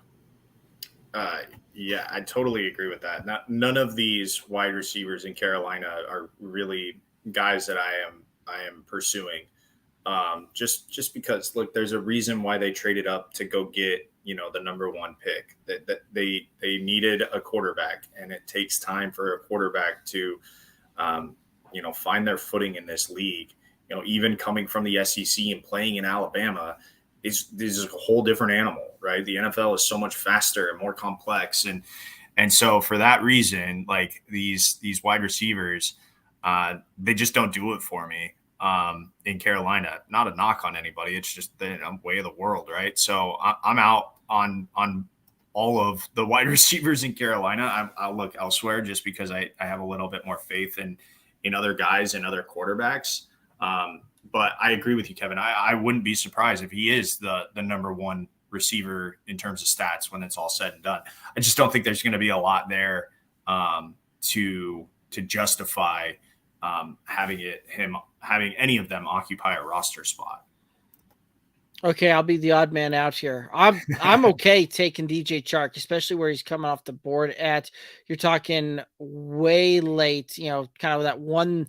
I've seen that range anywhere from about 140 to 180 as far as kind of that ADP concerned. So you're talking way late. You're talking 12th, 13th, 14th, 15th round type of thing, where you're throwing darts anyway. And I'll take the dart shot on a guy that has the speed, can play on the outside, it can play the contested catch, especially like him in a best ball type of format there, right? Like DJ Chark's got that 4.3 type of speed and has the big frame out there. We've seen him do it in the past. Granted, it's a couple seasons removed at this point with an injury in there, but still, I would be willing to take the shot on that one, because I think you're right. I think we could see he end up producing the most stats on this one, and wouldn't surprise me to the point where when it's all said and done, we see a guy, get somewhere around 110 to 120 targets, 80 receptions for 800 to 900 yards and 6 touchdowns. Like that easily puts him up fringe wide receiver 2 territory. And I'm okay having taken a shot on a guy in the 12th round that has that kind of upside. And I don't know, Derek, if you are operating under the assumption that he's going to play a full season, but in his 5 years, 6 years in the league, 5 years in the league, he hasn't done that yet. So like that's another knock, health averse that he may be. He hasn't played a full season. He has missed time in every single season that he's played in the NFL. So that's another thing where, yeah, I do think even with missing time, he probably is, that top receiver, but he is going to miss time. Like he hasn't shown that he's not going to miss time. Well, I hear you on that one, but again, right, like a deep threat guy that I'm taking with a dart throw and is realistically, like let's just face it, if you're talking standard redraft and you're taking a guy in the 12th, 13th, 14th, 15th round, somewhere in there, right? Like that's right where his ADP puts him at, and you're taking a guy in that range, that's a waiver wire casualty kind of guy that if things aren't looking right, if they're not working out, if he gets injured again, I'm cutting him, I'm moving on, and I didn't spend any real draft capital to acquire that one. So I'm okay with taking the potential upside on that one, because I do think that there's a real possibility we could see him end up around 120 targets, 80 receptions, and uncork for 900 yards. And again, if he does that you're talking fringe wide receiver 2 territory for no draft capital spent there, right? Like that's a value in a dart throw that I'm willing to take that shot on. So any other thoughts on old DJ? All right. Terrence Marshall. He's still there. Wide receiver 125 last year, 28 receptions, 47 targets, 490 yards, 1 touchdown, average of 3.6 targets per game. Thoughts on Terrence Marshall Jr.? I say it before Kevin does. Pass. Yeah, he's the one guy from LSU that just never quite clicked, right? Like LSU is a wide receiver factory, or at least has been over the last decade, in what they've produced and put into the NFL. And Terrence Marshall just never quite had it click. And I liked him coming out as a rookie. I thought that he would be able to kind of establish himself a little bit more. He hasn't. Last year, another down year, slightly more active in the offense, but down year nonetheless. And now you have a rookie quarterback. I just don't see how he takes this step forward. I think that he's going to have to show something because I don't think the Panthers are going to keep him around. So he's got to be able to put something on tape. Otherwise, his NFL career is going to be over quick, right, and in a hurry. And not really fair to the guy because some of those LSU receivers have gone to pretty good quarterback situations. It's plenty fair, man. He got the reps in practice. He could. That's fair, but they had better quarterbacks throwing them the football than what they've had in Carolina. But yeah, he is not a guy that I am looking at all. But they had and my thing is they had no one behind DJ Moore. They had no one behind DJ Moore. That's fair. Like Robbie Anderson, Chosen Anderson, drop the ball Anderson, can't run the right route Anderson, like whatever you want to call the guy. Like that's not the answer. You had nobody behind DJ Moore, and Terrence Marshall could not get on the field when they had no pass catchers. None. Agree. Like there's zero separation. He doesn't high point the ball well. Like he's not able to beat single coverage. He doesn't know what window to sit down in zone coverage seemingly. Like he's just the one that got away. It was a bad pick, and I don't expect him to do a whole heck of a lot this year. Yeah, I think I'm right there with you, and that's one of those that's disappointing because I was very much in on him coming into his rookie year. Like I thought that Carolina got a steal in the draft when they took this guy, and just seemingly never kind of panned out, right? Like this was one of those that when you looked at that LSU team, you really thought that he was one of the the beasts on that deal, and so much so to the point when you were ranking those things while they were coming out of college, there was a lot of folks that had him ranked higher than Justin Jefferson in a lot of cases there off of that LSU national championship team, right? Like there was a lot of people that had that thought there, and it just hasn't panned out there. And you can talk about hasn't had the quarterback quality, hasn't had that. They've had regime changes, this, that, and the other. At the end of the day, this is a guy that has not been able to find his way onto the field and establish his role there to the point where seemingly you've just brought in two guys off of free agency that are likely starting over him. One of them, as Alex pointed out, has been health adverse his entire career. Another guy is seemingly kind of on that downward slide on being over the hill to it. But both of those guys slotted to slide in there. And who knows, the rookie that they took in the second round this year very well could outpace him when it's all said and done on this too. So I'm out on him. That's a long answer to say I'm out. Sorry. All right, let's go ahead and hit up the rookie here. Jonathan Mingo, drafted in the second round, pick 39 out of Ole Miss. Thoughts on Jonathan Mingo? At first I thought I liked the Mingo pick, like being able to go there. And the more I look at it, I don't know that I like it all that much. Like he's never quite lived up to expectations. The broken foot at Ole Miss definitely hampered him a little bit, but he can play outside, but played mostly inside at Ole Miss. So how does that translate? I'm not sold on the fact that he can beat NFL man coverage and win consistently to help his quarterback. Is he better than Terrence Marshall? I don't know. I mean, I don't know that the two really profile that differently, just based off of pure metrics coming out of college. So it'll be interesting to see what he can do. There's a path to targets, right? Like whichever of those two between Mingo and Terrence Marshall decides to kind of step up and play in the big boy leagues, there is a path to targets in this offense, but I am not going to gamble on it. Mingo's a guy that I've kind of been dancing around in rookie drafts. I haven't really been fond of drafting him unless I absolutely get pigeonholed. So for now, I'm saying pass, and I will see you on the waiver wire. Yeah, no, I'm out. Fair enough. I haven't mind taking a couple of shots on Mingo in second round rookie drafts there. Like I've done it a couple of times here and there. But usually those are the ones that I also, had Bryce Young that I took in the deal. So I'm getting a long-term stack potential type of thing there. And that's really kind of the reason I've looked at that. On the leagues that I haven't had Bryce Young in the first and Mingo's there in the second, I pivot off of that one and I go a different route there. So, I don't know that we're going to see much in the way of fantasy relevance here on Mingo. And, maybe worth keeping an eye on, see how this offense shakes out, since it is going to be kind of it's definitely a new regime. Lots of new faces here. Like, this is one of the biggest kind of turnover fantasy teams that we've seen. And we'll see all season long there. So worth keeping an eye on, but that's all I'm doing when it comes to drafting season, is keeping an eye on Jonathan Mingo.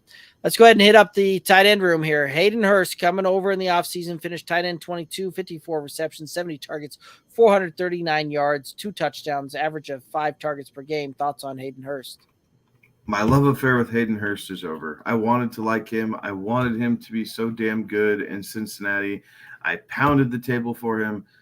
I am now giving up. He is waiver wire fodder. The dude can't catch a break. And seemingly this, again, is another situation that makes sense for him.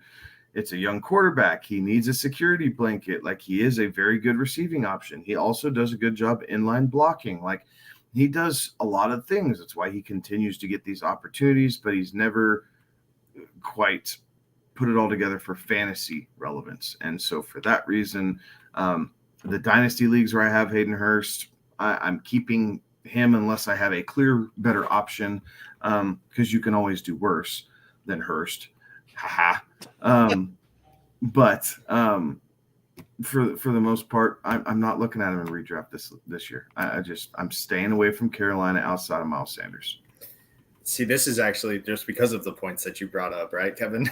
And I'm not a scorned owner, as you were. So if there was, a pass catcher in Carolina that I am interested in, it is Hayden Hurst, because of, a good pass catching tight end is a young quarterback's best friend. So I will be keeping a track on where Hayden Hurst is and where I'm at in the draft and what it looks like, because if there is a piece of Carolina that I am kind of interested in outside of Miles Sanders, in redraft leagues, it is Hayden Hurst. Well, there's not going to be many people fighting you to draft Hayden Hurst there. Probably not. So I get him on the cheap. He's coming off the board as tight end 27, which translates to undrafted in just about every case. And you know what? The reason that nobody's going to fight you on that one is because Hayden Hurst has a hard time finishing above tight end 20 on a season when it's all said and done there. So that's one of those that Hayden Hurst is like, this is a prime example of a guy that's better in real actual NFL football than he does for fantasy side of things. And a lot of that has everything to do with the points that Kevin made, right? Like, he does pretty well when it comes to receiving, right? Like, he's an option there. He's a really good blocker, right? Like, there's a reason that, as a tight end, he went first in the first round there, with some of that blocking ability, has the athletic profile to do well, all of these things, but it just doesn't ever really translate into fantasy prevalence and fantasy relevance for him. So on that standpoint, I'm going to be out on him. I'll let Alex go ahead and draft him in every league that I'm playing in Alex with, and I'll take other late round tight end options there. So really like the player, just don't like the fantasy production there, and therefore I'm out on Hayden Hurst. Bryce Young, the rookie QB, drafted in the first round with the first overall pick out of Alabama. Thoughts on Bryce Young? Rookie quarterback, learning curve. I mean, 2 quarterback leagues. Yeah, you're going to end up picking him. Redraft, single quarterback league. Not so much. I think CJ Stroud, it translates better to the pro game personally. So in dynasty rookie formats, I have Stroud. I'd be hard pressed not to take Henderson 1, but most likely Stroud 1, then Henderson, then Richardson. Excuse me. What am I thinking of? Henderson, Anthony Richardson, Stroud, Richardson, then Bryce Young. I don't like the size. I don't like the stature. I don't like there's just too much to his game that's questionable, or at least to his stature that's questionable. Yes, he could be Drew Brees. Yes, he could be Russell Wilson-esque, but the likelihood is minute, right? Like the number of players that we see at his measurables succeed in the NFL is very small, and I am going to be risk adverse, and I'm going to pivot and go other directions. Yeah, I mean, even in Dynasty, you're right, Kevin. I think there are other options that I'd be more amped to go, or more willing to go with. So I agree. There's his size scares me a lot. And yes, we've seen it work, but I think those guys are exceptions to the rule. Drew Brees and Russell Wilson. I think they're exceptions to the rule of a small quarterback in the NFL. So. Yeah, obviously, in a 2-quarterback super flex, he's one of the 32 guys, right? So you're going to have to deal with that. But I think dealing with it is what you're going to get out of Bryce Young this year. I think you're just going to have to deal with it, and all the good and all the bad. And I think there's going to be a few more bads than there will be goods. Yeah, you very well could be right there, and this is one that I'm not going to be looking to put him on a redraft roster at all, right? Like, unless I absolutely have to. There's, all sorts of goofy things that the GM down there in Carolina has been saying, talking about how Andy Dalton's kind of the guy, and he's, Bryce Young's going to have to come in and wrestle the job away type of thing. And all of this and all of that. You really didn't just trade up all of those draft picks to, and move up from 9 to 1 and trade what you traded in order to have this guy, sit there, right? Like, you don't hedge your future, right? With the likes of Andy Dalton, right? Right. Like, there's a reason that Andy Dalton is able to keep getting jobs, is because he's pretty good backup material, right? Like, he's a guy that, much better than most of your backup quarterbacks out there, right? Like, but there's also a reason that he hasn't been able to maintain a starting job in a few years. And so I don't know that that's the route that you want to take. And when it's all said and done, when the team's not even necessarily all in to the point where we're already naming the guy we just traded up to go get number 1 overall as our starter, I don't know that I'm necessarily in on that either. So any other thoughts here on Bryce Young or the Carolina Panthers? No. Okay. Moving on to Tennessee, the Titans finished 7-10 last year, 48% pass, 52% run. They were 28th in points for, 30th in yards for. Head coach Mike Vrabel, offensive coordinator Tim Kelly, heading to the running back room where we always start. Derrick Henry was running back 4 last year, 349 rush attempts, 1,538 yards, 13 touchdowns, 33 receptions on 41 targets, 398 yards, 0 touchdowns through the air. Thoughts on Derrick Henry? Still a top 10 back. I think he slides out of the top 5 this year, but not for lack of trying. It's just his efficiencies have gone down as the offensive line has gotten worse in Tennessee, but they have him for 1 more year. I fully expect them to ride him till the wheels fall off and then kind of let him go off into the sunset. Like, I just, redraft leagues. Yeah, I'll take a stab at him. Sure. I mean, if he's going at the right spot and I can get him at RB6 or 7, something like that, I'll take a stab at Derrick Henry. I'm okay with that. I'm not reaching for him. The touchdowns are the big bonus, 13 touchdowns. I think that number is probably going to hold pat. Like, they just don't have enough offense in Tennessee. And he's going to see a ton of red zone carries. So, you just hope for a couple of those games where he goes ham and really kind of pushes your team over the edge and can win you a couple weeks in that spot. But, if I'm drafting Derrick Henry, I'm okay with that as my top running back, but I'm going to make sure I have a really good number 2 just in case this is the year he does kind of take that natural regression of running backs and starts to slide back to the pack. Could not agree with that more. I think that Derrick Henry he's still good, right? And they're still going to feed him the football, and he is going to get his. And I do think that he finds the end zone again, double-digit times, and I think it's closer to 15 than it is to 10. So, you have to think that they are just going to run the wheels off of him because that's what Mike Vrabel wants to do. There's also kind of the looming question of, when do they make the change at quarterback? But again, Derrick Henry's kind of quarterback proof, right? Like, it does not matter. It doesn't matter who's going to be under center because they will literally just try to run the football down your throat. Yeah, I'm in on Derrick Henry, right? He's kind of coming off the board running back 7 right now. When it's all said and done, I've seen the ADP on him as late as 20th overall there. So you're talking well into the second round there. So absolutely, this is a one that you could absolutely start your roster with, like a Justin Jefferson, Jamar Chase, follow that up with the Derrick Henry, and then follow that up in the third and fourth round. Really try to build your roster with a really good start there. Not going to surprise me to see Derrick Henry get 340 carries on the ground, another 1,500 yards and double-digit touchdowns. Like, I think that 5 is probably pretty close to where we'll see him, maybe 6, 7, 8, somewhere in there, but definitely top 10 type of finish in here. And this is one that we saw last year when that line really wasn't working all that well, that we saw Derrick Henry using the passing game far more than we ever have, to the point where they were getting it out in, space for him to, not necessarily have to deal with them with a loaded box and all of that, and let him, get outside and work a little bit without having to face 8, 9 guys right there at the line of scrimmage. So I think we'll see him do all right. And I think we'll see a very good production year out of him.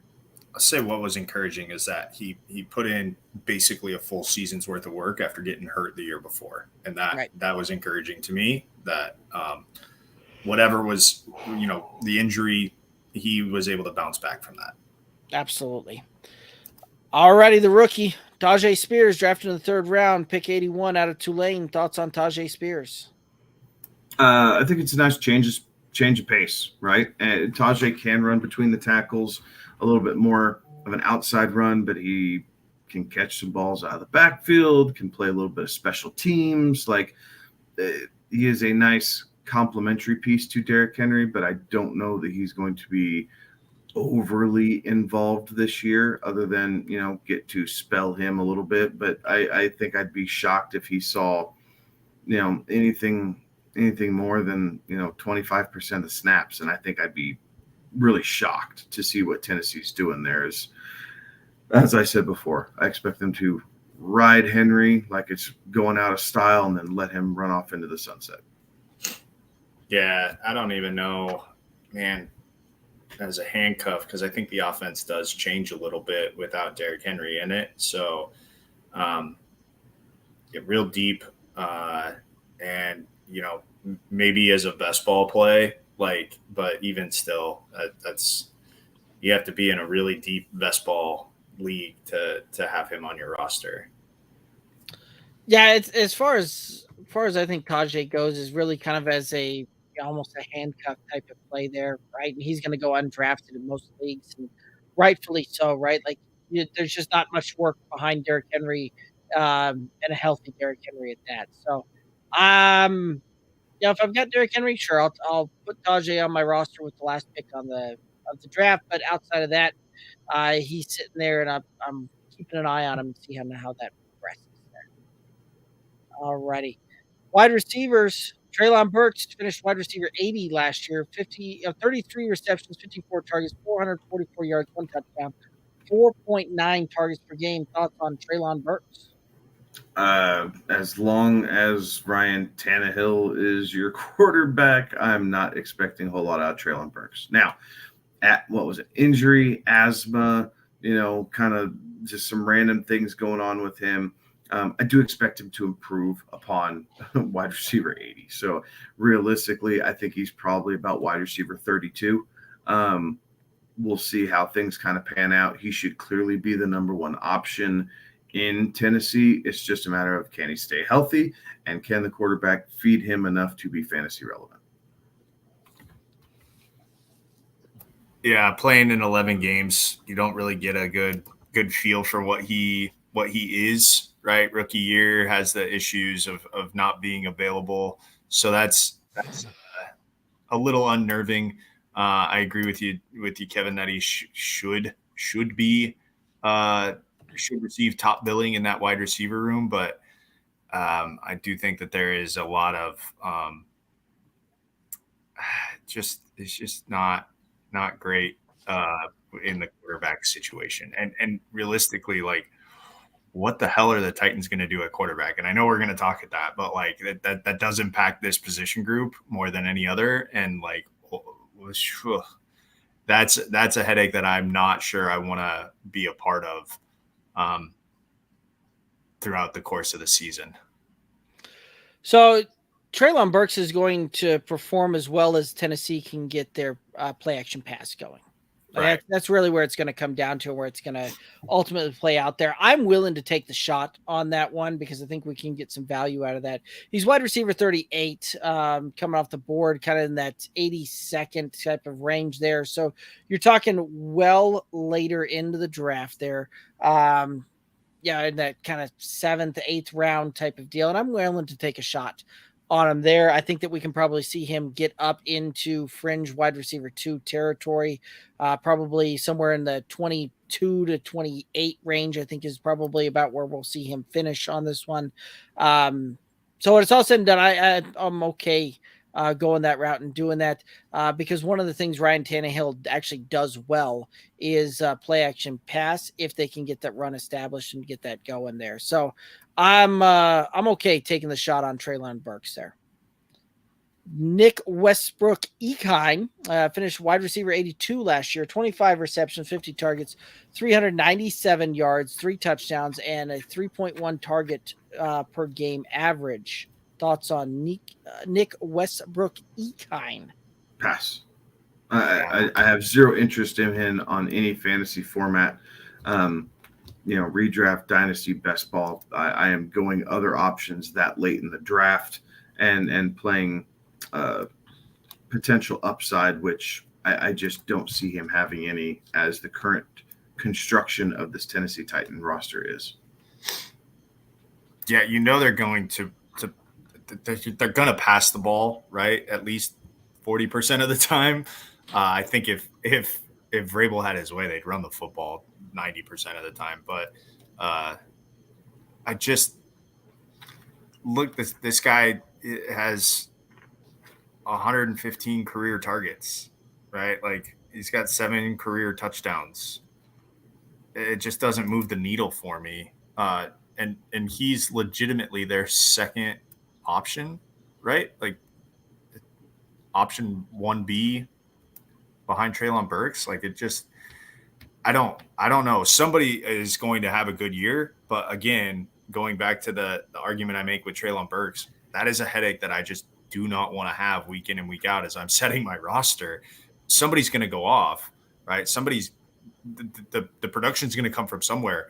I'm just not sure where it is. Yeah, I will gladly be wrong and miss this as opposed to fighting the headache all season long with it. Yes, 100% agree. Yeah, I'm out on him as well, and he's going undrafted in most cases, and I think that's probably a pretty good spot for him. Is just to sit on the waiver wire in your league. Do not draft him. Wow. Kyle Phillips finished wide receiver 170, 8 receptions, 13 targets, 78 yards, average of 3.3 targets per game. Thoughts on Kyle Phillips? Pass. You're looking at his career stats right there, right? Well, he was a rookie last year, so yes. I know, but that's career stats, right? And he was a rookie last year, but there are rookies last year that had much better years than he did because they played in offenses that passed the football efficiently. So does not move the needle at all. They also I know they got rid of. Well, no, you're ragging on the guy for 13 targets. He got hurt in week 5 and didn't play the rest of the season. No, so. And some of this is skewed because of how bad Malik Willis was, right? When Tannehill did go down, and I understand that still, but and the subtraction of his name is escaping me right now. Is AJ Brown? Yeah, but he wasn't there last year. AJ Brown was for Burks, and then Excuse me. Yeah. Who did they have last year? Robert Woods. Thank you. Yeah. BFD. I don't care. Yeah.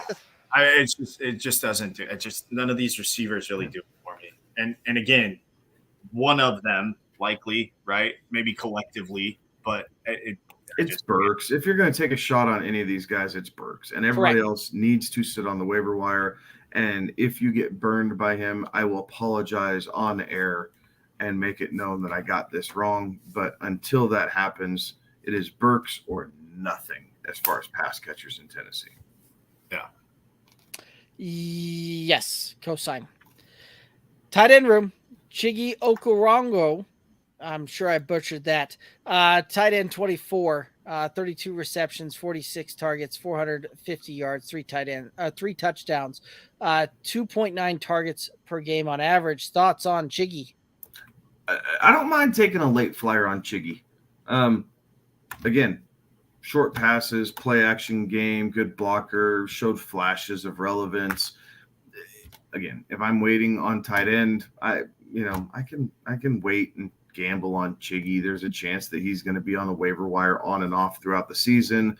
So you can kind of play some matchups and look at that. But he has some athleticism to him, right? Like the guy has some pop to his game. You do notice him on film. Last year was his rookie year. So coming into year two, tight ends develop a little bit more, but they also develop slowly. So this is a guy that I would at least look at and not just pass over seeing Tennessee next to the team that he plays for, right? So he'll pop a couple weeks. So best ball would probably be the best format for him. But in redraft, if I get really hosed on tight end or even if I got a premium tight end and I'm waiting till way down the list, if I just want a second one on my roster, he's a guy that I at least glance at before I moved on. He's a check the bye week. Yeah, kind of. He's a check the bye week guy. Deep, that's your format. You're playing deep rosters where you need to do that. Heck yeah. You check the bye week. Yeah, okay. We'll take a flyer on this. And if I don't like it, I'll trade him out 6 weeks in for someone else who has a better bye week matchup. Yeah, and so the thing about these tight ends, Okonkwo, I believe is how you say his last name. I would caution you because they are touchdown dependent, right? And he got 3 touchdowns last year, but what is Tennessee going to do when they get close to the goal line, right? They're going to turn around and hand the ball to Derrick Henry 3 times. Hell, it might even be 4 times before they resign themselves to kicking a field goal. So that does scare me a little bit that this tight end who could be touchdown dependent isn't going to get a ton of opportunities. And then if you throw in a Malik Willis in there, right, to try and confuse the defense, again, that's just less throwing of the football into the end zone, right? I think Willis might just get cut, honestly. That's probably a fair assumption too. 80 targets, 62 catches for 735 yards and 5 touchdowns. Like that's kind of what I'm seeing here. That feels like a lot based on what he did last year in pretty much a full season. So with Malik Willis throwing 6 times a game. That's fair. If Levis gets in, he's going to need him, right? Yes, absolutely. Absolutely. Right? Yes. Like some of this is built in a little bit. But yeah, Ryan Tannehill does do play action well. He also has done a decent job of supporting his number 1 tight end throughout his career. Last year was the exception. So I think you can call that the anomaly and see what Chiggy has. But he will be better than where he's drafted. Like he will provide value from that point. How much? We'll know more as we kind of work our way towards the season. But for now, he might finish tight end 16, 17. And if he does, I think you feel okay with that as a number 2 tight end where you're starting him. Right. Yeah. There's a lot of leagues I'm seeing him come off the board as kind of that 11th overall tight end. I don't know that I'm loving that draft position. And I don't have stones for that. No, I don't either. There's a lot of guys kind of right in and around him that I'd rather go that route. Like David Njoku, kind of the guy right before him. Cole Kmet, Dalton Schultz, Dolchich, Dawson Knox, Gerald Everett, Juwan Johnson, Tyler Higbee. The tight ends right after him. Like I think I would go with almost every one of those, with the exception of Dawson Knox, just because I don't want the Dawson Knox experience again. There's a lot of big name people on in the fantasy football platform who are super high on Chiggy, and I think and they do their homework too, right? They're seeing these things and they're telling people about it, and I think people are listening to that. But I think tight end 11 is I think it might be a touch high. I think I'd be a little bit gun shy unless tight end 11 was 13th round, and then I'm going, hey, how about that? Right. At that point, yes.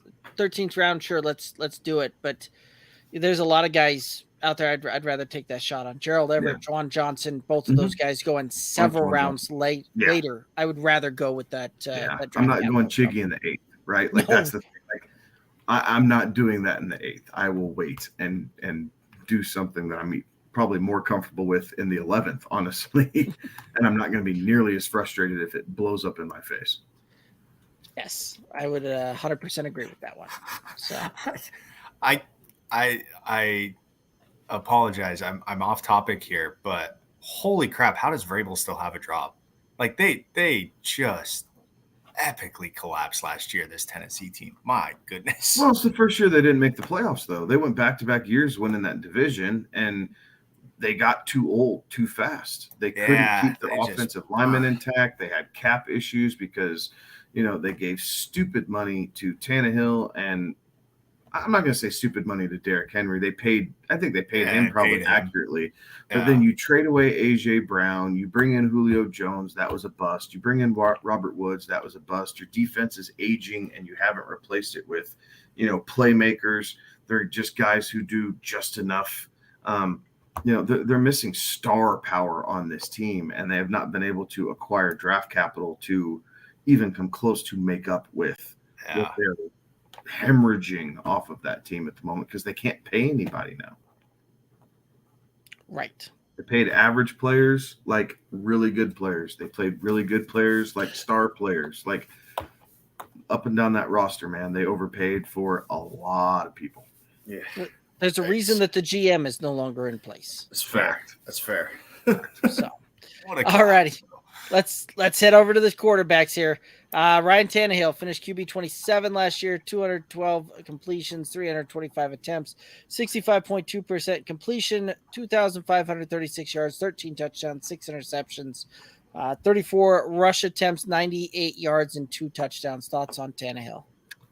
If Tannehill's willing to run like he did 2 years ago, you're looking at a guy who has the potential to finish top 12 because of what he can do with his legs, right? Because coming in a year ago today, we were talking about this.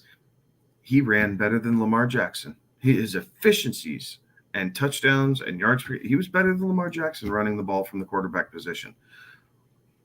Got dinged up. Tennessee was trying to see what they had in their young quarterback. They were skidding. Tannehill, couldn't get healthy.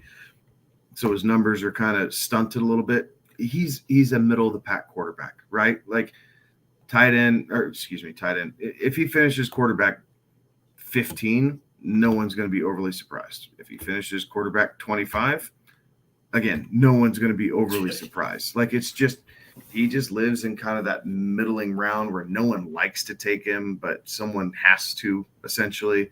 And you're just crossing your fingers and hoping you get the Ryan Tannehill who, will throw for 66% completion and run the ball, 7 times a game for an extra, 65 yards.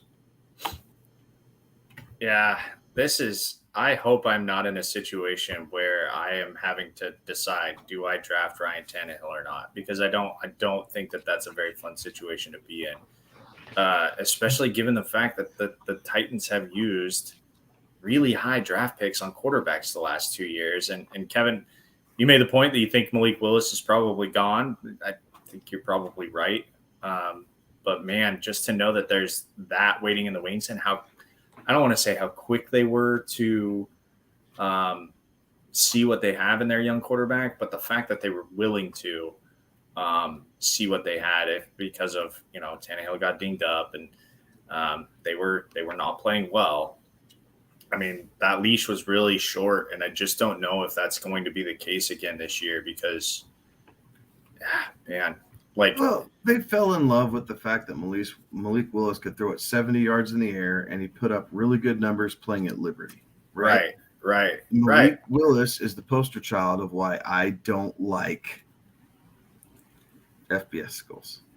FCS schools. Like they're an FBS school though. They're just a small school. They just play in small. They play small.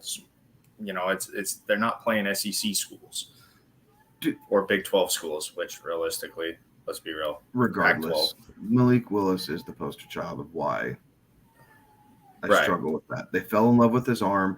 He had all the hype. He was a combine darling. Yeah, getting that hype to kind of run throughout, and then we saw what happened. Like it just no bueno, and they fell for it. And this is why Tennessee's on the decline, while the rest of that division is seemingly reloading to try and all make a run for it.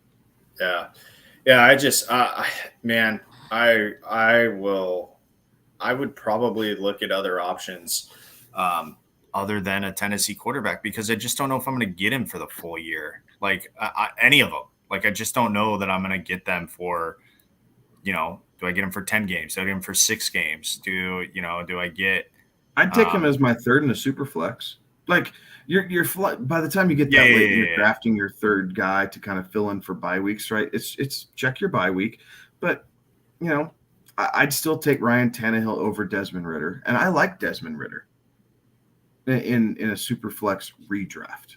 Dynasty's a whole different ballgame, but in a redraft format, I'd still take him over Desmond Ridder. I'd take him over the rookies, all of them, with the exception of Richardson, just because the potential ceiling is so astronomical, right? With what he can do with his legs, if he can become semi-accurate, 62%. Richardson's going to be rewriting record books for, what he could possibly do at the quarterback position. Outside of that, that puts him up there, puts him at 20 in my rankings, right? I mean, if I'm skipping the rookies, I don't want Desmond Ridder over him. I don't know that I want Jimmy G as opposed to Ryan Tannehill. Like, it doesn't do anything for me. So he has a value, but my value on him is low enough that I'm probably not going to draft him. But I have a spot where I'd absolutely smash yes. Yeah. I wouldn't mind putting him on the third, in the super flex, right? Like, he's coming off the board kind of QB 28, 29 overall, like, absolutely, right? Where you would draft him, the capital makes sense in a super flex. Like, absolutely smash yes, move on.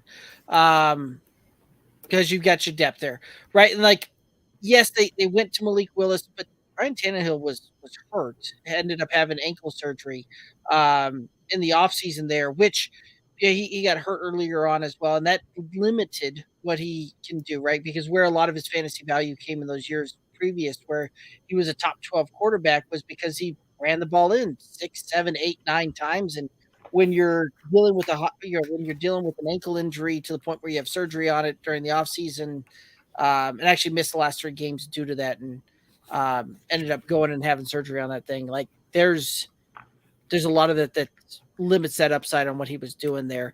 Plus the throwing touchdown rate was astronomically high. Like, that had to come down, and that was something that we've told folks, going into a lot of those seasons, that those were outlier seasons coming through there. But this is a guy that's accurate. If they can get that play action established there, he'll have a pretty good season, and it wouldn't surprise me to see him well outperform where you draft him at, right? If he's coming off the board QB 28, 29 type of deal, and he gets up to QB 18, not going to surprise me at all. So he's got some draft capital value here, and certainly worth being a third on your super flex roster. And I would absolutely go that route. Like, I wouldn't have a problem doing that one. Any other thoughts on Ryan Tannehill or the Tennessee Titans? No, but I guess pay attention. If things start looking south quick, then Will Levis or Malik Willis, whoever's on the roster still, I think they'll have to be out of playoff contention before they let Will Levis. I would agree. Barring injury, right? Barring injury, I think that they're going to try and ride this out. They want Levis to have as much development as possible. and they're going to ride Tannehill until they're out of the playoffs. And if it's week 14, so be it. If it's week 16, even better. Or if they're still in the playoff hunt, right? Then you're not going to see either one of these guys, and that means that Tannehill absolutely surpassed his draft value and has been a relevant fantasy asset. And if you had him on your roster late, especially in the Superflex, good for you. Now you're able to play matchups for that second quarterback spot and see kind of what works for you. So we will definitely be looking at this as we get through training camp and into the preseason. But for now, enjoy the value, draft, wisely. And if you're not sure, ask a question. Absolutely. Well, do we want to hit up the topics, or are we kicking that to next week? Punt it again. Punt it. All righty. We'll get to that when we have a 2-team week, maybe. You know what? That's coming up here in a couple of weeks, so we'll just punch it all the way till then. All right. Final thoughts out there for the viewers and listeners. Enjoy the finals, right? Enjoy the NHL finals. Enjoy the NBA finals. Enjoy your rookie drafts, right? And enjoy, the dynasty leagues really is kind of where this comes into play. But enjoy it. Have fun. If you have any questions, let us know. There's lots of great resources out there to help make a decision, and we consider ourselves one of them. So thanks for tuning in, and until next time. All righty, that's going to do it for us. Make sure you hit us up on all the socials, Twitter, Instagram, Facebook, TikTok, at Good Old Boys FF. Head over to the YouTube channel, click the subscribe button there. Best way to support this independent podcast, youtube.com/@goodoldboysff. Again, subscribe button. Click it. Smash yes. All righty, that's going to do it for us. He's Kevin. He's Alex. I'm Derek. Have a good one. Be safe.